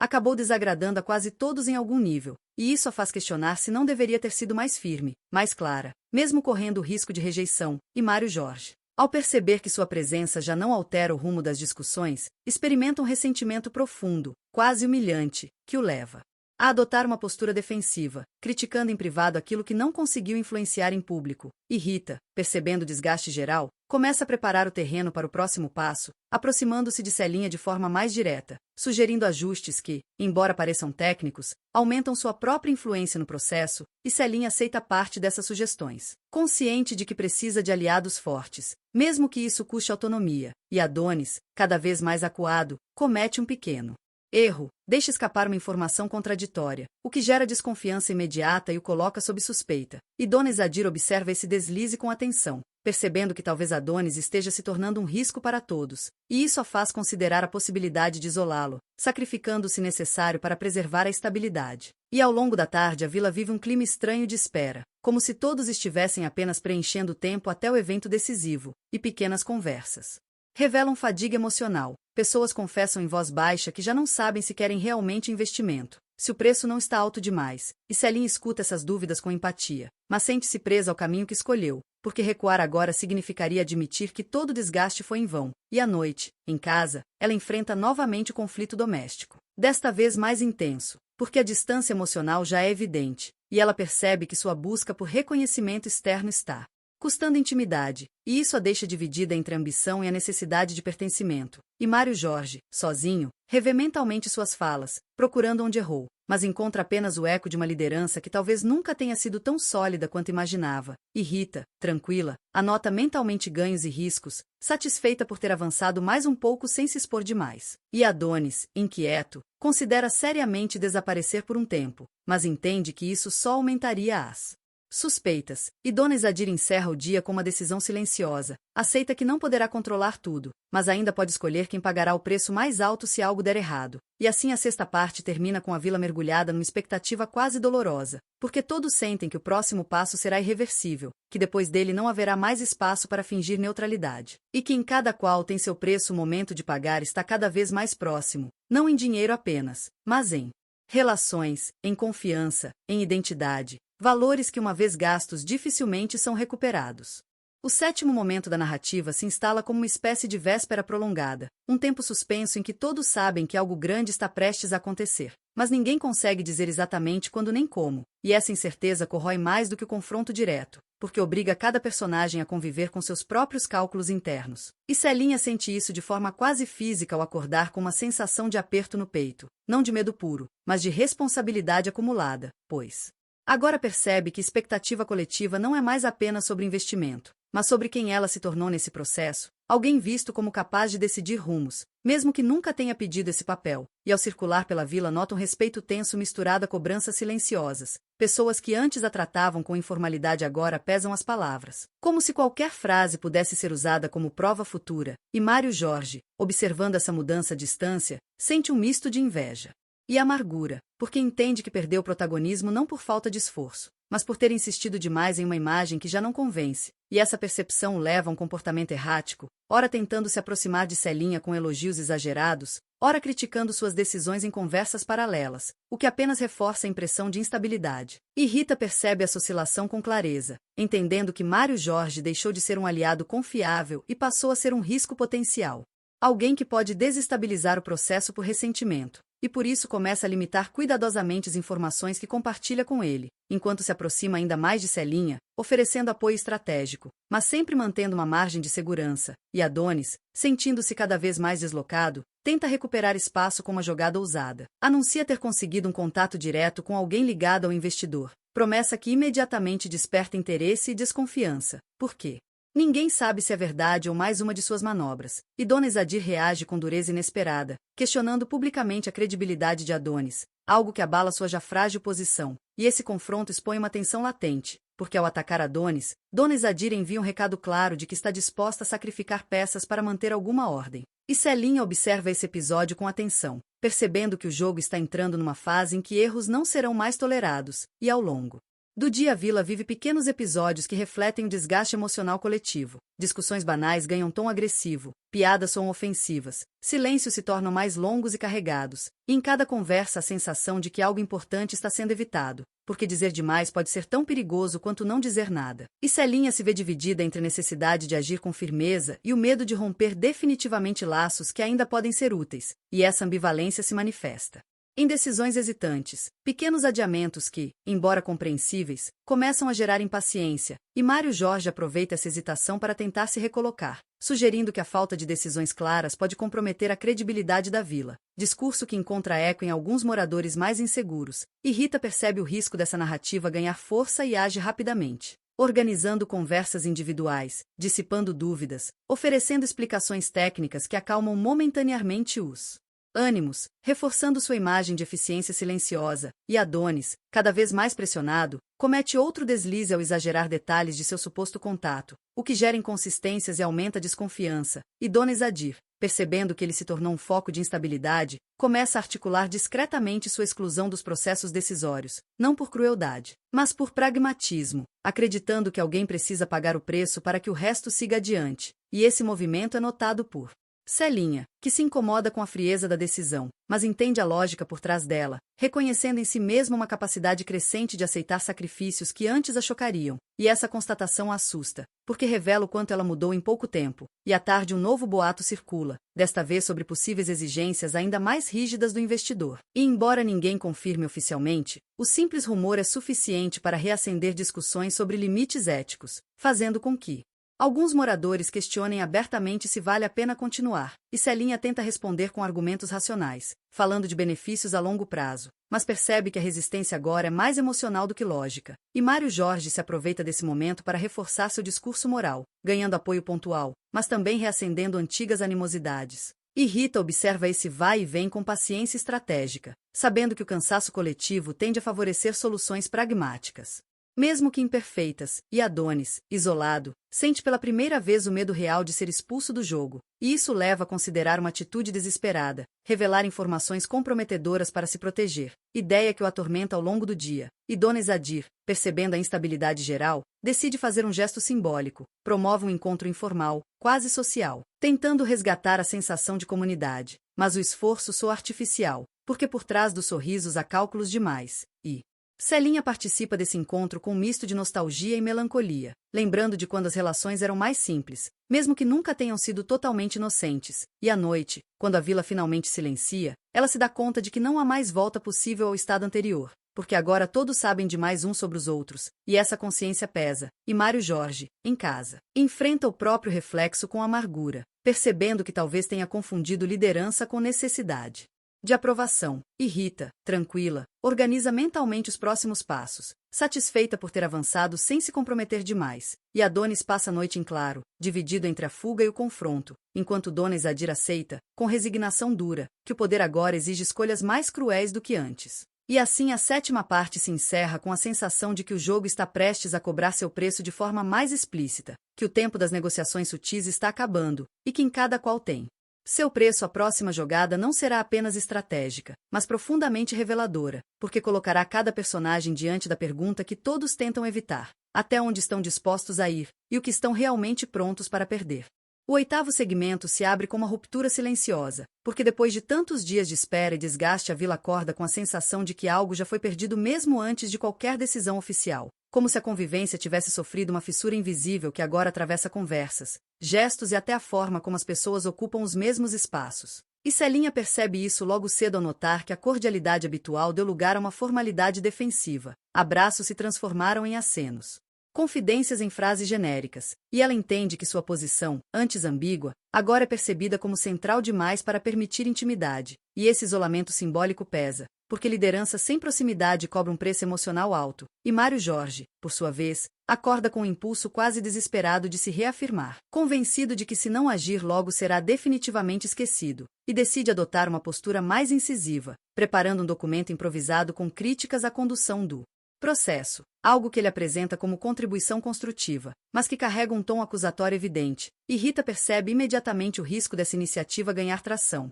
pois em momentos de incerteza textos escritos tendem a adquirir um peso maior do que discursos orais, e ela se move com rapidez, conversando com pessoas-chave, relativizando o conteúdo do documento, apontando inconsistências e, sobretudo, questionando o timing, estratégia que não confronta diretamente Mário Jorge, mas enfraquece sua proposta antes mesmo que ela se consolide. E Adonis, cada vez mais à margem, tenta se aproximar de Celinha de forma quase súplice, oferecendo informações que agora soam menos como moeda de troca e mais como pedido de sobrevivência. E Celinha o escuta com atenção contida, percebendo que qualquer associação explícita com ele pode comprometer sua imagem. E isso a faz sentir um desconforto profundo, porque reconhece no olhar de Adonis o medo de quem percebe que o jogo virou rápido demais. E Dona Izadir observa essa movimentação com um olhar duro, interpretando a aproximação de Adonis como uma tentativa de desestabilizar a liderança emergente, e decide agir de forma mais direta, chamando Celinha para uma conversa breve, na qual deixa claro que certas alianças têm custo alto demais, mensagem que não vem como ordem explícita, mas como advertência carregada de autoridade moral. E Celinha sai dessa conversa dividida entre a gratidão pelo aviso e o incômodo de se ver tutelada. E ao longo do dia a vila se transforma num espaço de narrativas concorrentes, cada grupo contando uma versão ligeiramente diferente dos mesmos fatos, enfatizando riscos ou benefícios conforme seus interesses. E essa multiplicidade de histórias cria confusão, porque ninguém sabe mais qual verdade é a mais conveniente ou a mais honesta. E Mário Jorge intensifica sua campanha silenciosa, distribuindo o documento, reforçando argumentos sobre ética e transparência, mas percebe que o impacto é menor do que esperava, pois muitos já estão cansados de discursos moralizantes e querem soluções práticas. E Rita capitaliza esse cansaço, apresentando-se como alguém focado em resultados, alguém que entende as limitações do processo e propõe ajustes viáveis, mesmo que imperfeitos, e sua postura atrai apoio crescente, não por entusiasmo, mas por pragmatismo. E Celinha se vê numa posição delicada, porque embora seja vista como líder formal do processo, começa a sentir que Rita exerce uma liderança operacional mais eficiente, e essa percepção a incomoda, despertando uma competição silenciosa que ela tenta reprimir em nome da unidade. E Adonis, sentindo o cerco se fechar, comete o erro que muitos temiam, deixa escapar uma informação sensível em tom de desabafo, algo que sugere irregularidades em etapas iniciais do processo. E essa revelação, ainda que vaga, se espalha rapidamente, gerando um clima de suspeita generalizada, e Dona Izadir reage com firmeza imediata, convocando uma conversa restrita para esclarecer a situação. E nesse encontro o tom é duro, menos tolerante do que antes, e Adonis é confrontado com suas próprias contradições, incapaz de sustentar a narrativa, e embora não seja formalmente acusado, sai do encontro com a reputação ainda mais abalada, e Celinha assiste a essa cena com um nó no estômago, porque percebe que a exclusão de Adonis está praticamente consumada, e que ela própria, ao não defendê-lo, participa desse processo, e essa consciência perturba, pois a obriga a reconhecer que está aprendendo a aceitar perdas humanas como parte do jogo, e Mário Jorge tenta usar o episódio para reforçar seu discurso moral, mas sua intervenção soa oportunista, e gera irritação até entre aqueles que concordam com ele em princípio. Irrita, com habilidade, transforma o incidente em argumento para reforçar a necessidade de controle e organização, ganhando ainda mais espaço, e ao cair da tarde a vila está exausta, emocionalmente drenada, e muitos começam a expressar em voz alta o desejo de que tudo acabe logo, seja qual for o resultado, porque a incerteza se tornou mais desgastante do que qualquer decisão ruim, e Celinha sente esse cansaço coletivo como uma pressão adicional, entendendo que a pior coisa agora seria prolongar o processo, e começa a considerar seriamente assumir uma postura mais assertiva, mesmo correndo o risco de rejeição. E em casa, ao enfrentar mais uma conversa difícil, percebe que sua vida pessoal está sendo corroída pela tensão constante, que ela já não consegue se desligar do conflito nem nos momentos de intimidade, e isso a faz questionar se o reconhecimento externo vale a distância que se instala dentro de casa, e Mário Jorge, isolado, percebe que suas palavras perderam poder, e essa constatação deixa amargo, levando a um silêncio ressentido que contrasta com sua antiga verborragia, e Rita, ao contrário, termina o dia com a sensação de avanço consistente, porque embora não esteja no centro das atenções, sabe que controla fluxos importantes de informação, e Adonis, quase à beira do colapso, entende que está prestes a ser descartado, e essa percepção o empurra para um limite perigoso, entre a resignação e a vingança, e Dona Isadir, observando o cenário com frieza estratégica, aceita que o sacrifício de uma peça pode ser inevitável, mas se pergunta se isso será suficiente para estabilizar o jogo, e assim a oitava parte se encerra com a vila à beira de uma decisão que não promete alívio, apenas mudança, porque agora todos sabem que não existe saída limpa, que qualquer escolha deixará marcas, e que em cada qual tem seu preço. O valor real não está apenas no que se ganha, mas no que se perde para sempre ao longo do caminho. O nono movimento começa com um silêncio estranho, quase respeitoso, como se a vila inteira tivesse acordado consciente de que atravessou um ponto de não retorno, e essa quietude inicial não traz paz, mas uma tensão densa, porque agora todos sabem que as máscaras já caíram o suficiente para que ninguém possa fingir ingenuidade, e Celinha sente esse peso logo ao sair de casa, percebendo que os olhares já não são curiosos nem avaliativos, mas definitivos, como se cada morador já tivesse formado uma opinião clara sobre quem ela é e o que representa, e isso a faz caminhar com uma postura mais firme, não por confiança plena, mas por necessidade, porque demonstrar hesitação agora seria admitir fraqueza, e Mário Jorge, por outro lado, vive o dia como quem assiste ao próprio apagamento, sentindo que suas tentativas de retomar espaço já não provocam reação alguma, nem positiva nem negativa, e essa indiferença dói mais do que o confronto aberto, levando a um recolhimento ressentido, em que revisita mentalmente cada passo dado, procurando culpados fora de si para explicar a perda de relevância. E Rita percebe essa mudança e praticamente o exclui de seus cálculos, não por crueldade, mas por pragmatismo, porque no estágio atual do jogo não há espaço para quem não influencia decisões. E Adonis, cada vez mais isolado, passa a manhã tentando falar com pessoas que antes o procuravam espontaneamente e agora evitam seu olhar, e essa rejeição explícita o empurra para um estado de desespero. Silencioso, pois ele entende que foi transformado em bode expiatório informal, alguém sobre quem recaem desconfianças difusas que aliviam a culpa coletiva, e Dona Isadir observa esse isolamento com ambiguidade, porque embora considere necessário afastá-lo, não deixa de reconhecer a crueldade do processo, ainda que se convença de que a política comunitária sempre exigiu sacrifícios. E ao longo da manhã chega a confirmação do que todos aguardavam: o investidor marcou data e horário para a reunião decisiva, e essa notícia, longe de trazer alívio, aumenta a ansiedade, porque transforma especulação em contagem regressiva, e Celinha sente imediatamente o peso dessa responsabilidade, percebendo que será cobrada não apenas por resultados, mas pela condução ética de todo o processo, e ela passa o resto do dia revisando mentalmente decisões, preparando argumentos, tentando antecipar ataques, e ao mesmo tempo lutando contra a sensação de que qualquer escolha será insuficiente para agradar a todos, e Rita se aproxima com ainda mais frequência, oferecendo apoio técnico, listas, estruturas, discursos possíveis, e embora essa ajuda seja valiosa,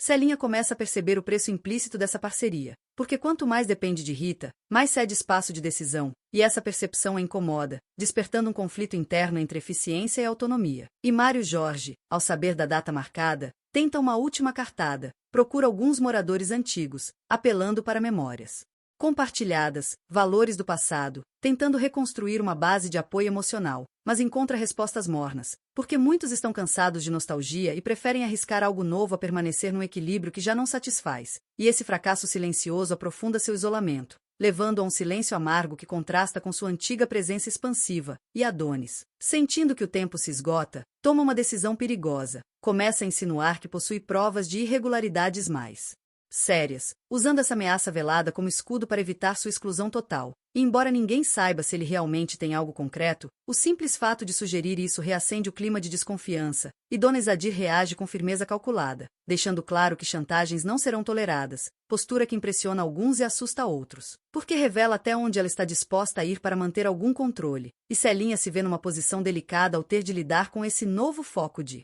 instabilidade. Porque qualquer reação exagerada pode parecer autoritária, e qualquer tolerância pode ser vista como cumplicidade, e ela opta por uma postura contida, ouvindo, adiando decisões, mas essa escolha gera impaciência em parte do grupo, que já não suporta mais a sensação de adiamento constante. E Rita percebe esse desgaste e sugere uma estratégia de comunicação mais direta, algo que reforça a ideia de comando claro, e Celinha começa a aceitar que talvez precise assumir um papel mais duro do que imaginou no início, e essa aceitação a assusta, porque confirma que a trajetória até ali a transformou de forma profunda, e à tarde a vila se divide em pequenos grupos de conversa, onde o tema central não é mais o investimento em si, mas quem sairá fortalecido ou enfraquecido depois da reunião, e essas especulações revelam o grau de personalização do conflito. Porque o projeto coletivo se tornou pano de fundo para disputas individuais, e Mário Jorge escuta comentários sobre sua irrelevância com um misto de raiva e vergonha, percebendo que a imagem que construiu por anos pode se dissolver em poucos dias, e Rita, ao contrário, começa a ser vista como figura-chave, alguém que faz acontecer,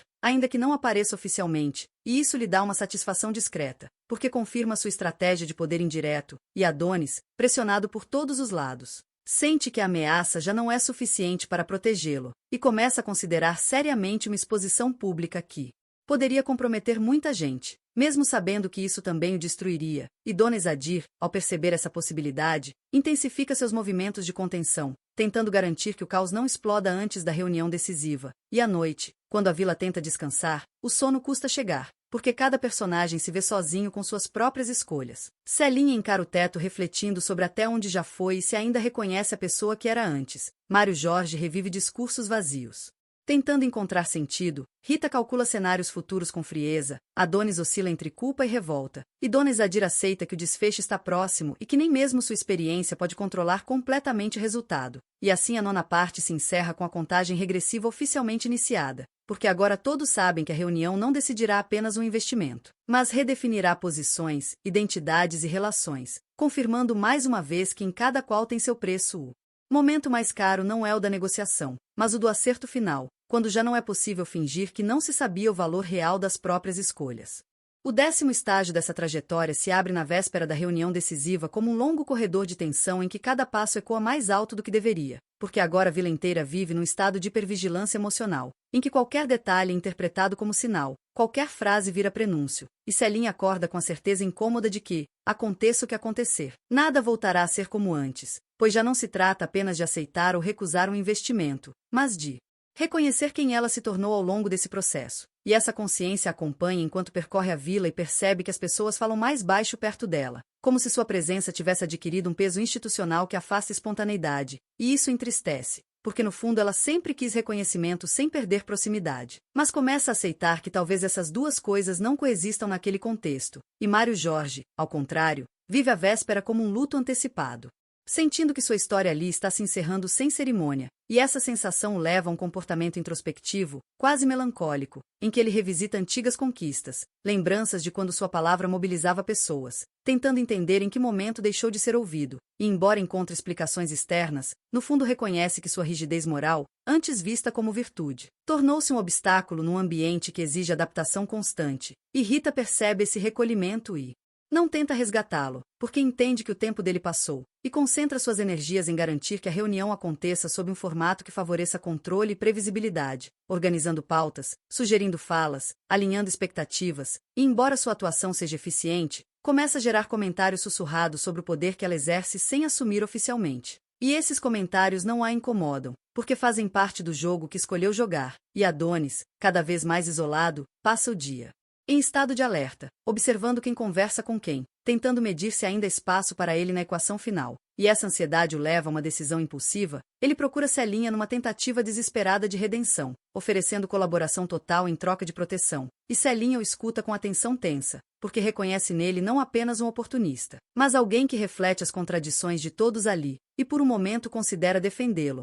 mas percebe que qualquer gesto nesse sentido pode comprometer sua autoridade no momento crítico, e essa percepção a fere, porque evidencia o quanto o cálculo político já se sobrepôs à empatia espontânea, e Dona Izadir observa essa aproximação com olhos atentos, interpretando-a como sinal de risco iminente, e decide agir preventivamente, reforçando junto a alguns moradores a ideia de que a estabilidade exige decisões duras, preparando o terreno para uma possível exclusão definitiva de Adonis, e ao longo do dia a vila vive uma espécie de ensaio geral emocional. Pequenos grupos discutem argumentos, revisam discursos, ajustam narrativas, e essa preparação revela mais do que qualquer reunião formal, porque expõe o medo coletivo de perder controle, status ou pertencimento, e Celinha se envolve nesses preparativos com seriedade, tentando construir uma fala que equilibre firmeza e abertura. Mas percebe que quanto mais tenta agradar, mais genérico o discurso soa, e isso a leva a reconsiderar sua estratégia. Talvez seja o momento de assumir uma posição clara, mesmo que impopular, e essa ideia amadurece lentamente, acompanhada de um medo real de isolamento, e Mário Jorge, ao perceber que não foi incluído em nenhum dos preparativos centrais, sente exclusão de forma quase física, e essa dor o leva a uma decisão silenciosa. Ele resolve comparecer à reunião não como protagonista, mas como observador crítico, disposto a falar apenas se provocado, atitude que mistura dignidade e resignação. E Rita, ciente dessa mudança, ajusta suas expectativas, considerando uma variável imprevisível, mas de baixo impacto, e Adonis, por sua vez, passa a tarde reunindo fragmentos de informações, papéis, mensagens, qualquer coisa que possa servir como seguro, e embora saiba que usar isso pode destruir pontes definitivamente, sente que já não tem muito a perder, e Dona Izadir, ao final da tarde, faz um gesto simbólico, visita alguns moradores antigos, reforçando laços afetivos, lembrando histórias comuns, numa tentativa de resgatar alguma coesão antes do embate final. E esse gesto tem efeito limitado, porque muitos já estão emocionalmente distantes, mas revela sua compreensão profunda de que o poder também se sustenta na memória compartilhada. E quando a noite cai, a vila entra num estado de expectativa quase ritualística. Conversas cessam mais cedo, luzes se apagam, e cada personagem enfrenta o próprio silêncio. Celinha ensaia mentalmente suas palavras e percebe que já não sabe se fala para convencer os outros ou para se convencer de que ainda controla a situação. Mário Jorge encara a própria trajetória com uma mistura de orgulho e arrependimento. Rita revisa cenários futuros, calculando como se posicionar após a reunião. Independentemente do resultado, Adonis luta contra a tentação de agir de forma explosiva, consciente de que isso pode ser seu fim político e social. E Dona Izadir aceita, com uma serenidade dura, que talvez não consiga salvar a todos, mas ainda pode tentar salvar a estrutura que conhece. E assim a 10ª parte se encerra com a sensação clara de que o dia seguinte não trará soluções fáceis nem vitórias plenas, apenas a confirmação de caminhos escolhidos, porque em cada qual tem seu preço. O momento decisivo não é aquele em que se ganha algo novo, mas aquele em que se assume, diante de todos e de si mesmo, o custo real do que se decidiu buscar. O 11º ato começa no próprio dia da reunião decisiva, e amanhã chega sem solenidade, quase banal, como se o mundo se recusasse a reconhecer a importância simbólica daquele momento. Mas para os moradores da vila cada som parece amplificado, cada passo carrega um peso extra, e Celinha acorda antes do despertador, sentindo uma clareza estranha, não de certeza absoluta, mas de aceitação, como se finalmente tivesse entendido que não existe decisão limpa, apenas escolhas possíveis dentro de limites imperfeitos, e essa compreensão lhe traz uma calma tensa que contrasta com a ansiedade dos dias anteriores, e ao se preparar percebe que já não pensa tanto em agradar, mas em sustentar aquilo que decidir dizer, e essa mudança interna sutil, porém profunda. E Mário Jorge acorda com silêncio resignado, consciente de que sua presença naquele encontro será marginal, mas determinado a manter a dignidade, porque se não pode mais liderar, ao menos pode se recusar a se tornar caricatura.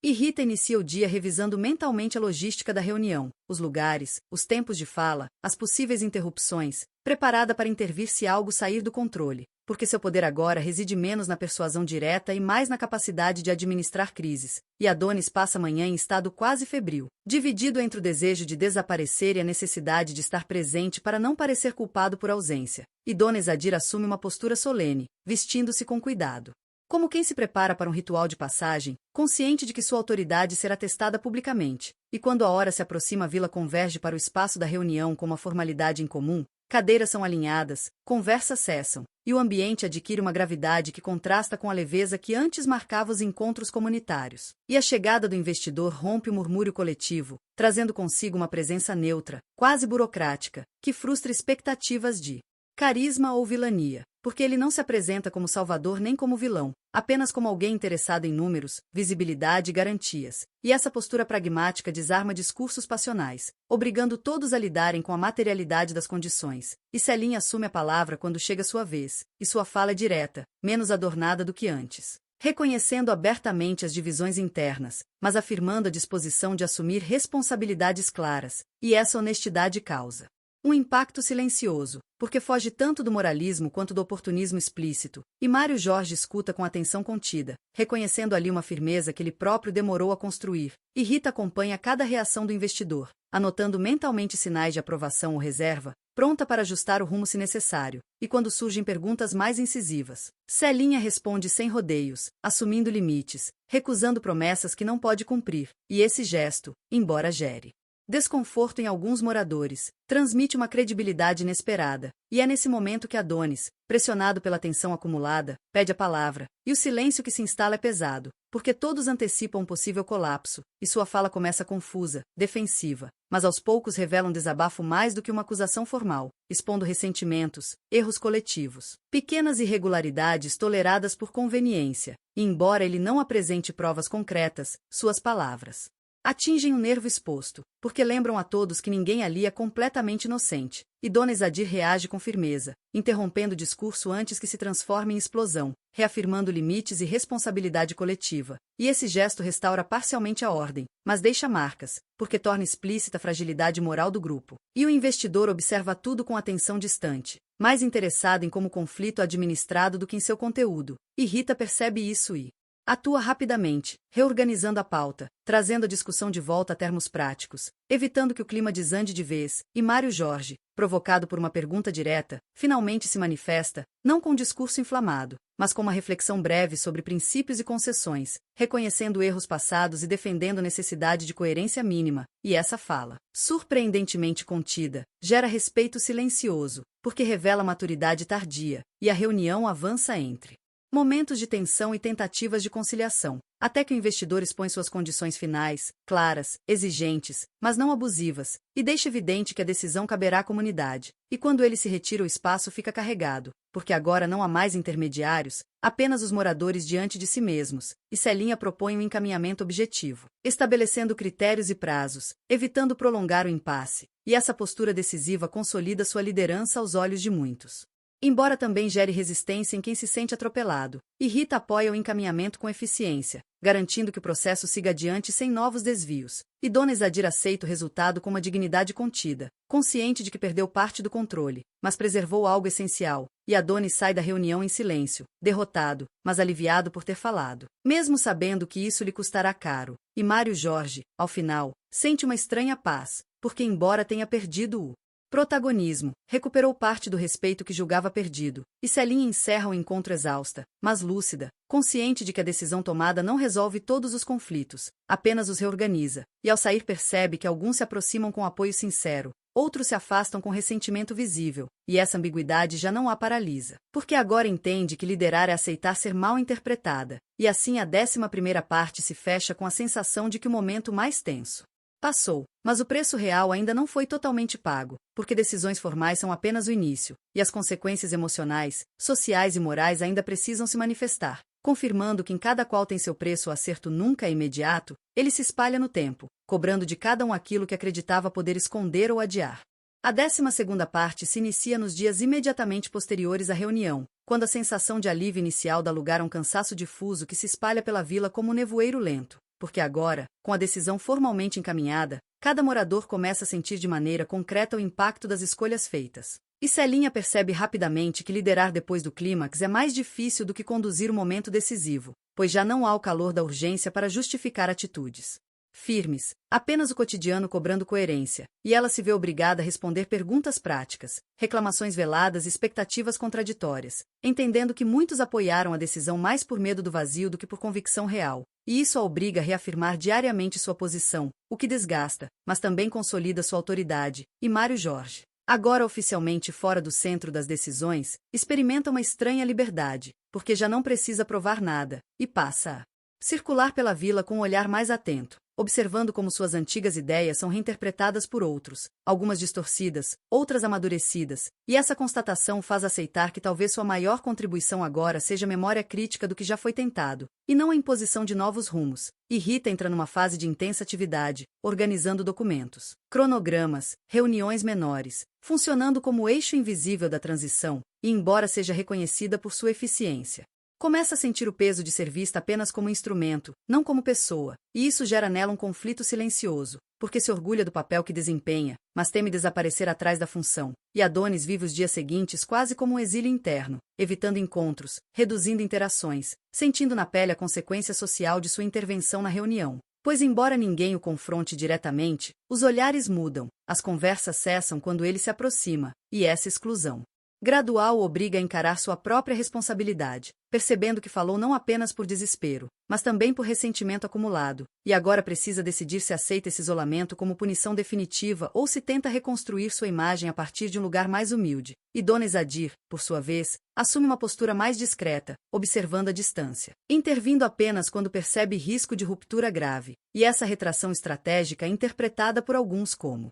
enfraquecimento, mas na verdade revela sua inteligência política, porque ela entende que insistir em protagonismo agora só aprofundaria divisões, e prefere preservar sua influência para momentos futuros. E à medida que os dias passam, pequenas decisões práticas começam a gerar novos atritos, como a definição de prioridades, a escolha de representantes e a distribuição de responsabilidades, e cada uma dessas escolhas reabre feridas que se imaginavam cicatrizadas, mostrando que o conflito não terminou, apenas mudou de forma, e Celinha se vê constantemente obrigada a arbitrar disputas menores, percebendo que o poder cotidiano se exerce menos em grandes discursos e mais em pequenos gestos consistentes, e essa constatação amadurece, mas também a distância emocionalmente de alguns moradores, que sentem falta da Celinha mais acessível de antes, e Mário Jorge, convidado informalmente a opinar em algumas dessas questões, escolhe falar apenas quando julga essencial, e essa parcimônia torna suas intervenções mais respeitadas do que quando tentava se impor, e Rita começa a questionar internamente se deseja continuar nesse papel de sustentação técnica indefinida,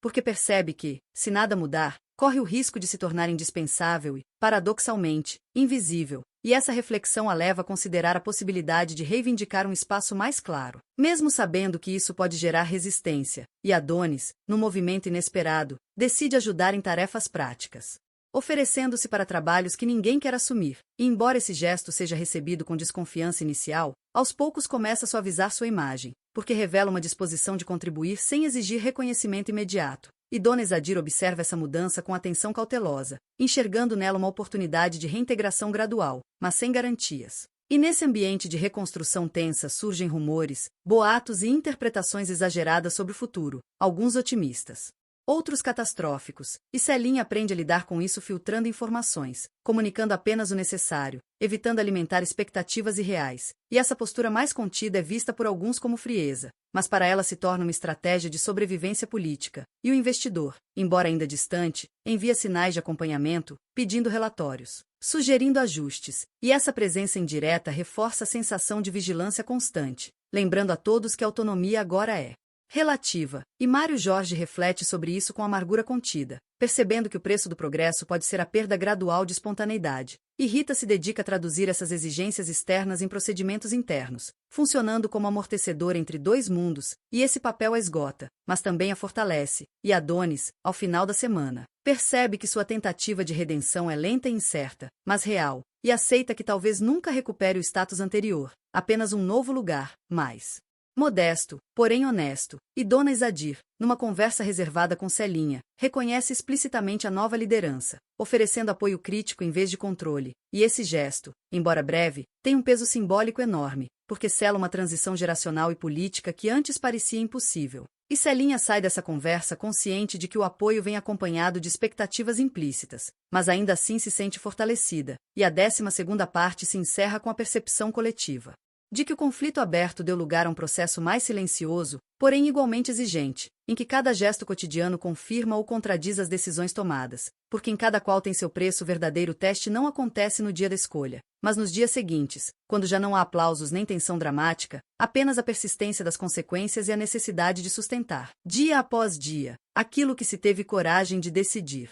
A 13ª parte se desenvolve no momento em que a rotina começa a se reimpor sobre o drama recente, mas não de forma pacífica, porque a normalidade que retorna é outra, atravessada por novas regras implícitas, expectativas recalibradas e silêncios mais densos, e Celinha sente isso logo ao acordar em dias que já não são marcados por reuniões extraordinárias, mas por decisões aparentemente simples que agora carregam significados ampliados, como autorizar pequenos gastos, mediar conflitos banais ou responder a dúvidas repetidas, e ela percebe que a liderança verdadeira não se manifesta mais em grandes gestos, mas na constância quase invisível de escolhas coerentes, e essa percepção a deixa menos ansiosa, porém mais solitária, porque já não há o entusiasmo coletivo que acompanha os momentos de virada, apenas a cobrança contínua por resultados que ainda não podem ser plenamente entregues, e Mário Jorge, cada vez mais à margem das decisões formais, encontra um ritmo próprio.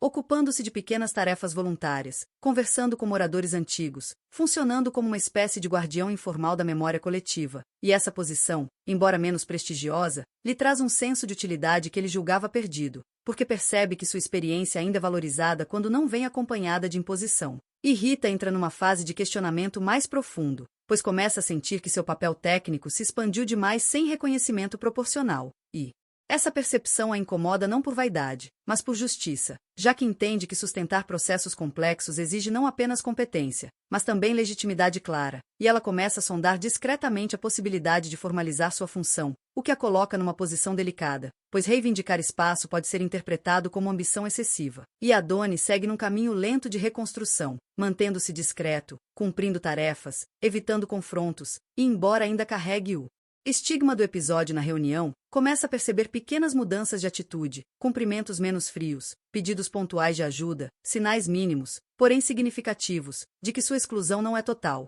e isso lhe devolve alguma esperança, ainda que temperada por uma humildade forçada, e Dona Izadir continua atuando nos bastidores, observando dinâmicas, aconselhando quando solicitada, e sua presença, agora menos frequente, passa a ser percebida como sinal de estabilidade, porque quando ela aparece é para reforçar consensos, não para criar novos embates, e à medida que as semanas avançam surgem os primeiros desafios concretos impostos pelo acordo com o investidor, prazos apertados, exigências técnicas, ajustes inesperados, e essas demandas expõem fragilidades estruturais da vila que antes eram mascaradas pela informalidade. E Celinha se vê obrigada a exigir mais disciplina, mais compromisso, o que gera resistência, porque muitos ainda esperam flexibilidade baseada em relações pessoais, e esse choque entre o antigo e o novo cria tensões silenciosas, murmúrios de insatisfação, comparações com o passado idealizado, e Celinha aprende a lidar com isso sem reagir defensivamente, explicando, repetindo, sustentando decisões impopulares quando necessário, mesmo sentindo o peso emocional desse desgaste. E Mário Jorge observa esse processo com empatia contida, reconhecendo ali um reflexo de suas próprias dificuldades passadas, e em alguns momentos se aproxima de Celinha para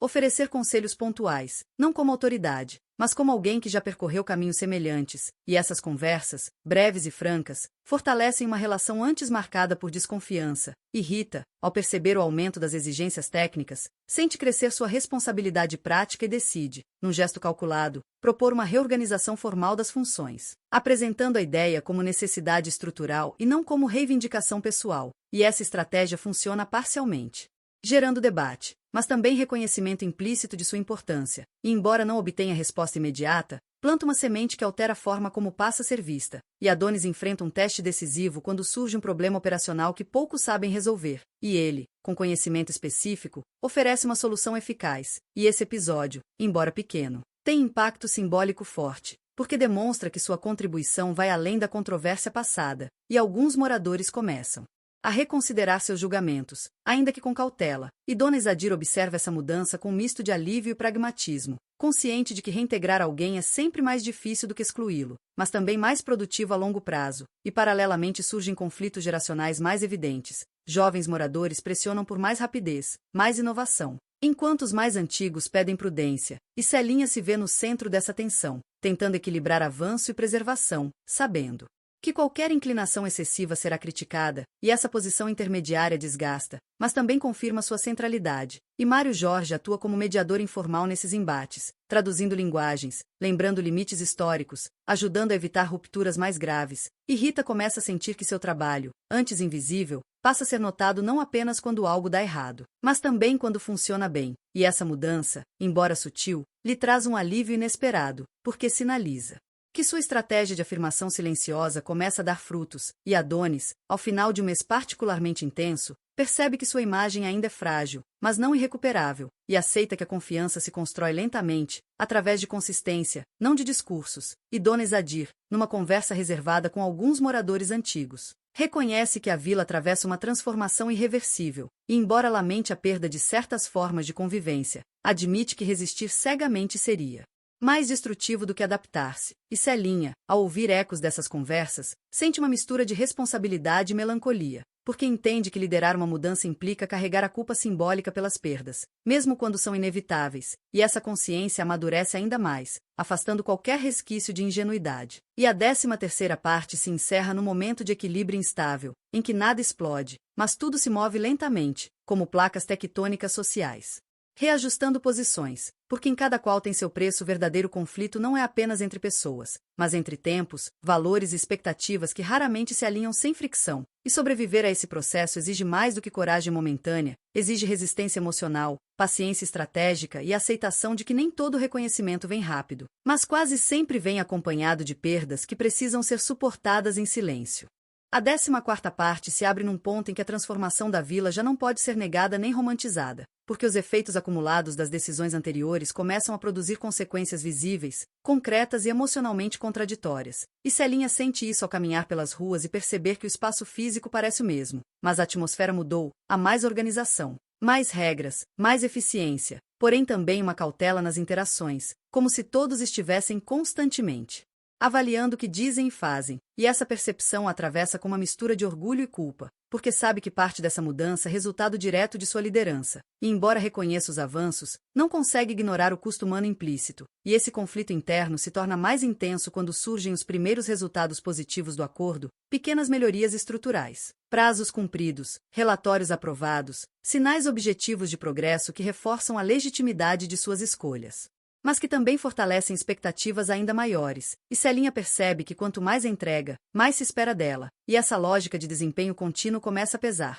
porque não deixa espaço para hesitação ou erro. E Mário Jorge observa esse processo com um olhar ao mesmo tempo crítico e solidário, reconhecendo na trajetória de Celinha um espelho tardio de sua própria experiência, e em conversas discretas tenta alertá-la sobre o risco de se confundir com a função, de deixar que o papel engula a pessoa, mas faz isso sem tom paternalista, apenas como alguém que já pagou esse preço e sabe que lhe cobra juros altos. E Celinha escuta, mas ainda não sabe como desacelerar sem comprometer tudo que foi construído. E Rita entra nessa fase com uma postura mais afirmativa, porque finalmente sua proposta de reorganização começa a ser discutida de forma séria. E embora enfrente resistências, sobretudo de quem teme perder informalidade ou privilégios difusos, ela sustenta o debate com argumentos técnicos e visão de longo prazo, e essa postura firme, porém contida, altera definitivamente a forma como é percebida, deixando de ser apenas a executora eficiente para se tornar uma voz estratégica. E essa mudança lhe traz satisfação, mas também a expõe, porque agora passa a ser alvo de críticas mais diretas. E Rita aprende rapidamente que visibilidade e vulnerabilidade caminham juntas, e Adonis continua seu processo de reintegração gradual, mas enfrenta um obstáculo inesperado. Quando um antigo conflito ressurge, alguém relembra publicamente seu discurso na reunião, questionando suas motivações, e isso o desestabiliza, porque o obriga a reviver um momento que ele próprio já tentava elaborar internamente, e sua reação inicial é defensiva, mas contida, e essa escolha consciente de não reagir com agressividade marca um ponto de inflexão, porque demonstra amadurecimento, e embora não apague o passado, cria uma base mais sólida para a reconstrução, e Dona Isadir acompanha esses movimentos com atenção estratégica, percebendo que a vila entrou numa fase em que os conflitos não são mais explosivos, mas crônicos, manifestando-se em disputas simbólicas, comentários irônicos, resistências passivas, e ela entende que esse tipo de tensão é mais difícil de gerir, porque não se resolve com decisões claras, mas com paciência, escuta e pequenos ajustes contínuos. E em algumas ocasiões chama Celinha para conversas reservadas, não para contestar decisões, mas para Compartilhar percepções, lembrando-lhe que a coesão social se perde mais facilmente por acúmulo de pequenos ressentimentos do que por grandes rupturas, e Celinha absorve esses conselhos com seriedade, tentando criar espaços de diálogo que não pareçam meramente formais, mas enfrenta dificuldade, porque muitos moradores ainda associam qualquer iniciativa dela a uma agenda oculta. E essa desconfiança latente a frustra profundamente, levando-a a questionar se algum dia conseguirá ser vista novamente como parte do grupo e não apenas como sua representante institucional. E Mário Jorge percebe esse isolamento crescente e tenta atuar como ponte, promovendo encontros informais, conversas aparentemente triviais que, na verdade, funcionam como válvulas de escape emocional. E embora esses gestos não resolvam tensões estruturais, ajudam a humanizar o ambiente. E Rita, observando esse esforço, passa a refletir sobre o equilíbrio entre estrutura e vínculo, percebendo que eficiência sem pertencimento gera obediência, mas não engajamento, e essa reflexão influencia sua abordagem, levando-a a propor processos mais participativos, ainda que mais lentos, e esse ajuste, embora sutil, tem impacto positivo, reduzindo resistências e aumentando a sensação de inclusão, e Adonis, envolvido nessas dinâmicas, começa a ser visto menos como problema e mais como alguém que atravessou uma crise e saiu diferente, e essa mudança de percepção, ainda frágil, lhe dá coragem para expressar opiniões de forma mais construtiva, escolhendo melhor momentos e palavras. E Dona Izadir, por sua vez, enfrenta um dilema pessoal, porque começa a perceber que sua influência, embora ainda existente, diminui naturalmente à medida que novas lideranças se consolidam, e essa constatação a entristece, mas também a liberta, porque entende que resistir a esse processo seria negar o próprio sentido de comunidade que sempre defendeu, e em um gesto simbólico, ela decide apoiar publicamente uma iniciativa liderada por Celinha e Rita, sinalizando confiança e encerrando, de forma silenciosa, um ciclo de protagonismo. E esse gesto tem um efeito profundo, porque legitima nova configuração de poder diante dos mais resistentes. E Celinha sente esse apoio como um alívio inesperado, quase emocional, porque valida não apenas suas decisões, mas o sacrifício pessoal que vem fazendo. E ainda assim sabe que esse reconhecimento não elimina o cansaço acumulado, apenas o torna mais suportável, e ao longo dessa parte surgem também sinais de desgaste coletivo, pessoas cansadas, menos pacientes, mais propensas a conflitos menores, e isso revela que o processo de mudança, embora bem-sucedido em muitos aspectos, cobra um preço emocional contínuo, e Celinha começa a questionar como sustentar o ritmo sem esgotar a si mesma e aos outros, e essa pergunta permanece sem resposta clara, funcionando mais como alerta do que como plano, e Mário Jorge, percebendo esse risco, reforça a importância de pausas simbólicas, celebrações discretas, momentos de reconhecimento que não estejam ligados a metas ou relatórios, e essas sugestões começam a ser implementadas de forma tímida, mas eficaz, criando pequenos respiros no cotidiano tenso, e Rita apoia essas iniciativas, entendendo que a sustentabilidade do projeto depende tanto de resultados quanto de vínculos. E Adonis participa desses momentos com cautela, ainda consciente de sua posição delicada, mas cada vez menos invisível, e Dona Izadir observa tudo com uma serenidade melancólica, aceitando que a vila que conheceu está se transformando em algo diferente, nem melhor nem pior de forma absoluta, apenas diferente, e a 14ª parte se encerra com a sensação de que o processo entrou numa fase madura, em que não há mais grandes revelações nem reviravoltas dramáticas, mas uma sequência de escolhas complexas que exigem constância, empatia e resistência, porque em cada qual tem seu preço. O estágio final da mudança não é marcado por aplausos ou celebrações grandiosas, mas pela capacidade de continuar, dia após dia, mesmo quando o entusiasmo inicial se dissipa e resta apenas a responsabilidade silenciosa de sustentar aquilo que foi construído a um custo que todos agora conhecem intimamente. A 15ª e última parte se constrói num tempo em que já não há mais a urgência do conflito nem a euforia da transformação, mas sim a densidade tranquila, e por vezes pesada, de um cotidiano que incorporou mudanças profundas, e Celinha percebe isso ao notar que os dias seguem, que as rotinas funcionam, que as estruturas criadas resistem sem precisar de intervenção constante, e essa constatação, que deveria trazer alívio, vem acompanhada de uma sensação estranha de vazio, porque durante muito tempo sua identidade esteve ancorada na necessidade de decidir, mediar e sustentar tensões, e agora, com o sistema funcionando de forma mais autônoma, ela se vê diante de uma pergunta silenciosa sobre quem é quando não está apagando incêndios ou justificando escolhas. E essa pergunta não a assusta tanto quanto imaginava, mas a obriga a encarar uma solidão mais sutil, aquela que surge quando o papel cumprido deixa de definir completamente a pessoa. E Mário Jorge, ao observar essa fase, Reconhece nela o ponto final de um ciclo que ele próprio viveu anos antes, e em conversas breves, quase casuais, compartilha não conselhos, mas experiências, contando como precisou reaprender a existir fora da centralidade. E essas trocas ajudam Celinha a entender que o encerramento de um ciclo não significa fracasso nem abandono, mas transição, e Rita, por sua vez, alcança finalmente o reconhecimento formal de sua função, não como triunfo pessoal, mas como consequência natural de um processo que exigiu estrutura, e embora esse reconhecimento venha acompanhado de novas responsabilidades e maior exposição, ela o aceita com serenidade, consciente de que agora pode atuar com mais clareza e limites. E essa definição a ajuda a preservar algo que antes estava se perdendo, sua identidade para além da eficiência, e Adonis, no movimento quase imperceptível, completa sua reintegração, não recuperando o lugar antigo, mas conquistando um novo espaço, mais discreto, porém mais honesto, e ele percebe que o preço pago pelo erro passado foi alto, mas não definitivo, porque a comunidade, apesar de suas falhas, ainda é capaz de absorver transformações quando a consistência, e Dona Izadir assume definitivamente um papel de referência simbólica, alguém cuja presença já não define rumos, mas confere sentido, e essa posição, embora menos poderosa em termos práticos, lhe traz uma paz inesperada, porque entende que sua maior contribuição talvez sempre tenha sido garantir continuidade entre gerações, e não controle, e à medida que os meses avançam a vila entra numa fase de estabilidade relativa,